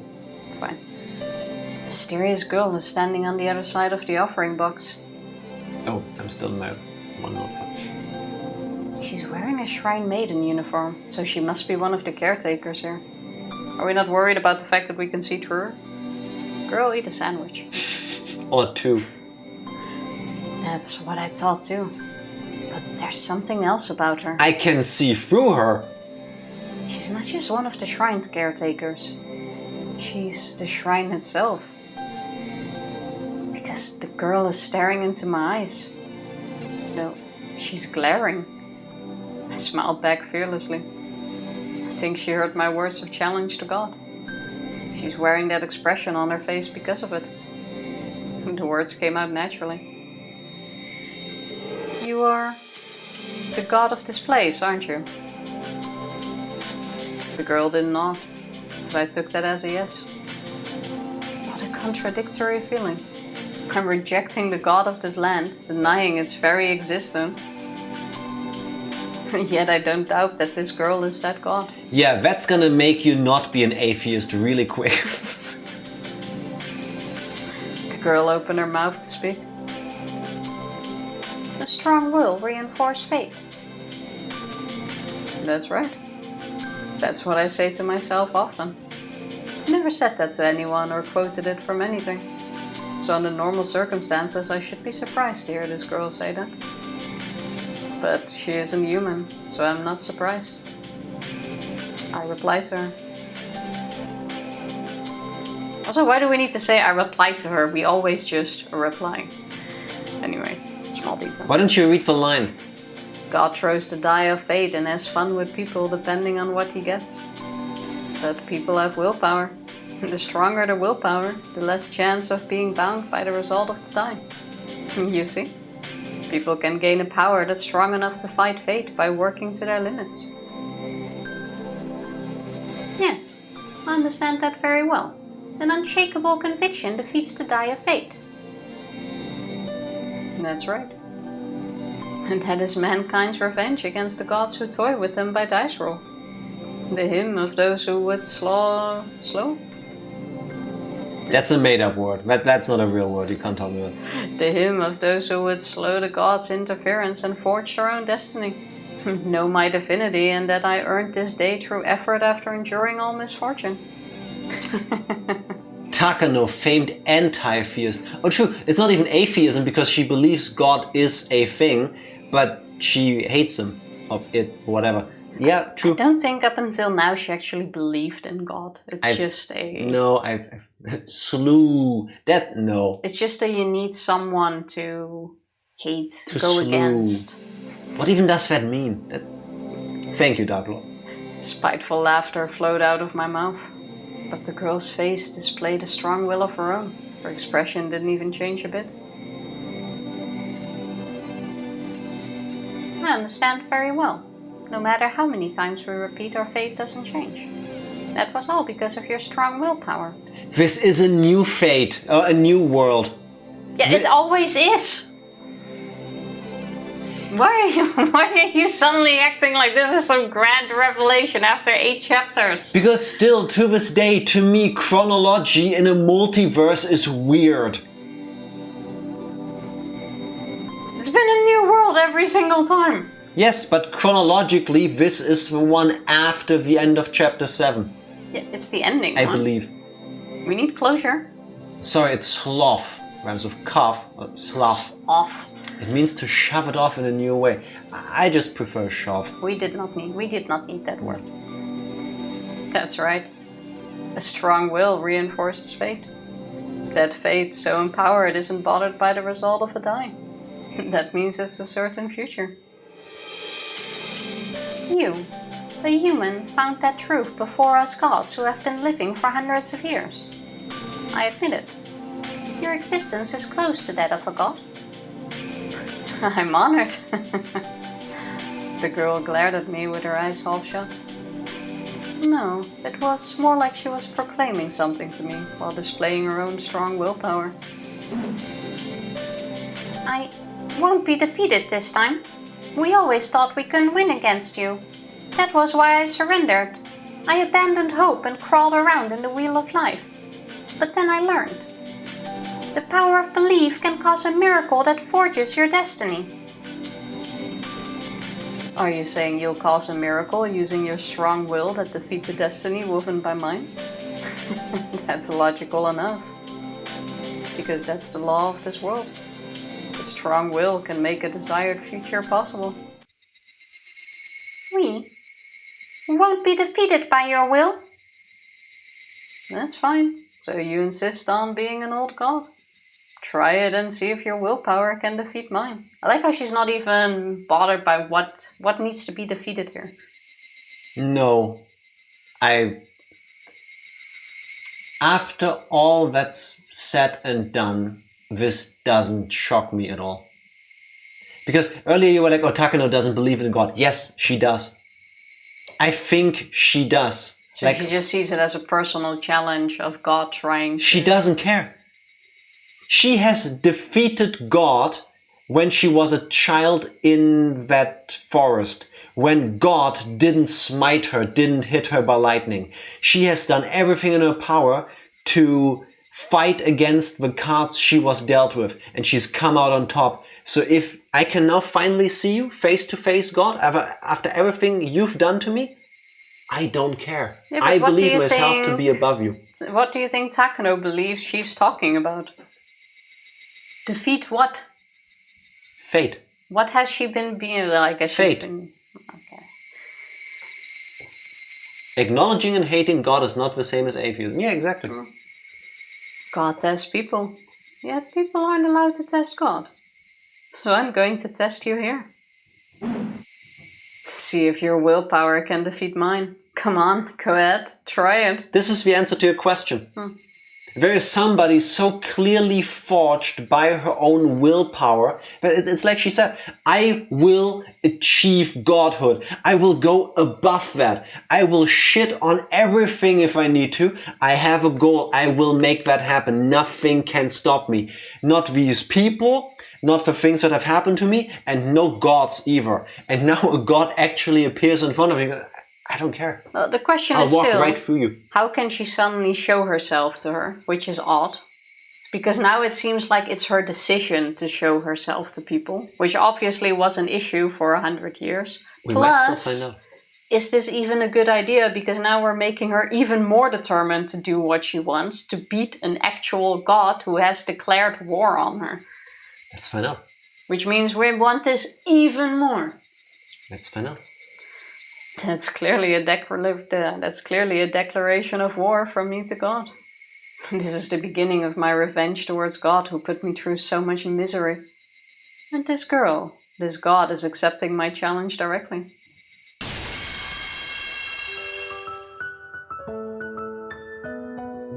This is a good moment to save. Now she's willing to stand up to challenge Takano. Yeah, I get that.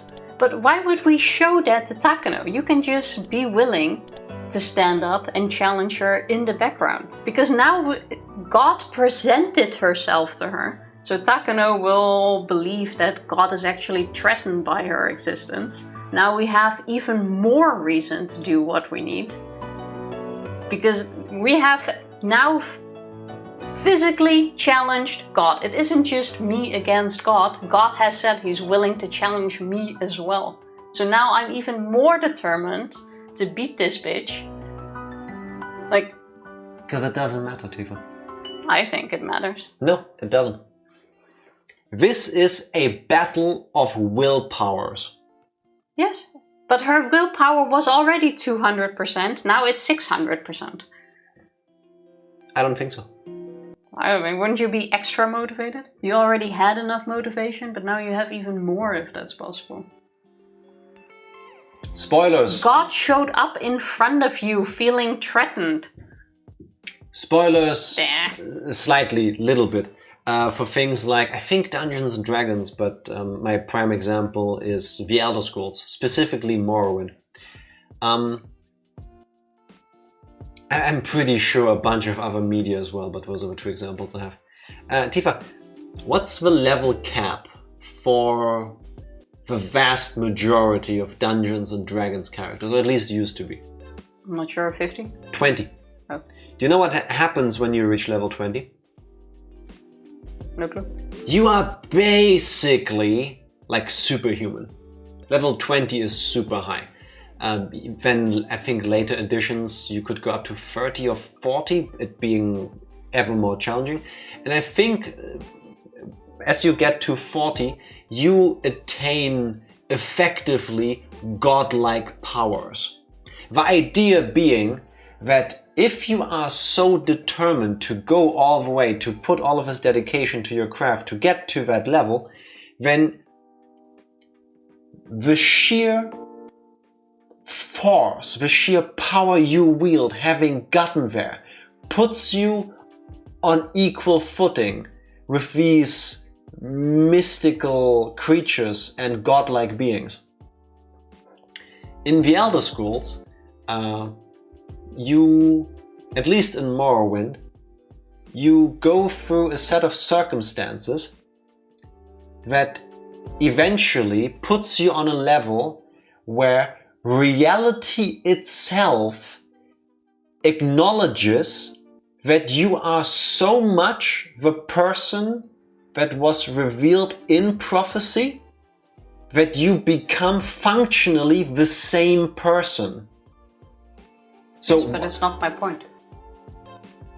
So while you are not that person, you are that person because of what you have done. I think, in a sense, this is similar here. Takano has been through horrible things, and all that is... No, she's gone through all of this, and what it did is forge her, because I think really that's the best word, into like this diamond of unrelentable, infinite willpower. Whatever needs to be done will be done for her to achieve her goal. Her goal being that her grandfather will be revered. Her grandfather will be as a god. To achieve that, I must get to his level, I must finish what he started, and if that makes him a god, that makes me a god. And by being able to attain that level as a mere human, I show that not only have I attained godhood, but by showing that I have made this challenge, that I have done all of this, that I succeeded, I actually become... I get over the gods, because they just are. I fought my way there. Yeah, I get all that. If God now actually shows up in front of me, I don't care. I assumed you might exist, and if you didn't, I was fine with that. Now I know you do, and it changes nothing, because I will not be stopped. It doesn't matter whether I can see your face, it doesn't matter whether I can hear your words, it doesn't matter whatever you tell me or whatever you do to me, because whatever you can think of doing, whatever you can conceive, I will outrank you. I will overcome you. I fully get that. It doesn't matter.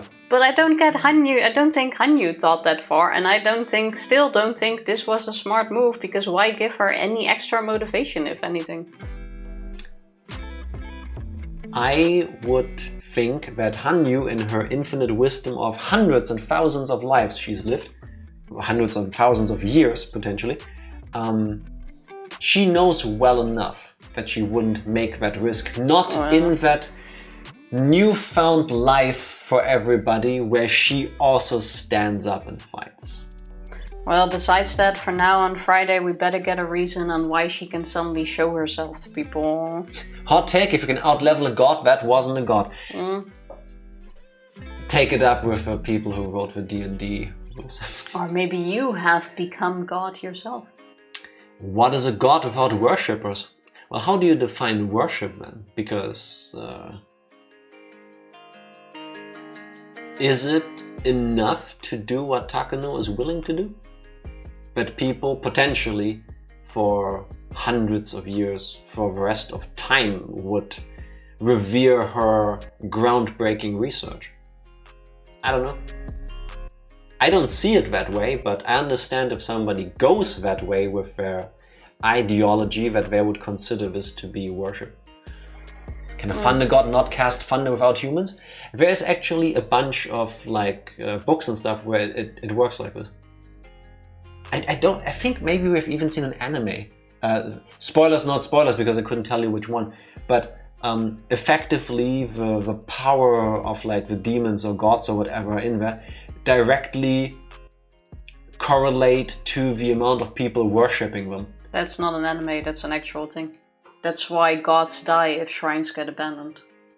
In Japan at least. Tifa, that's an actual thing. Tifa has just confirmed godhood. No, that's an actual belief. Yeah, but I've also seen that in, I think, an anime at least once. Because it comes from an actual thing, it's not. That's what I'm just saying. Isn't that also in the Bible? I'm completely off kilter. I don't know that, but I think that's also in there. Or was it Faust? You know that play where it's like the devil wants people to not worship God anymore to weaken him, something like that. Yeah, it's more like the gods are weaker if they're no longer worshipped. True. So even if you cannot become a god yourself, if you end somebody's worship, you could kill a god. That would also be something some people would want. I get the metaphor if a million people believe something that has an effect on culture and the world, but a god as an existing entity?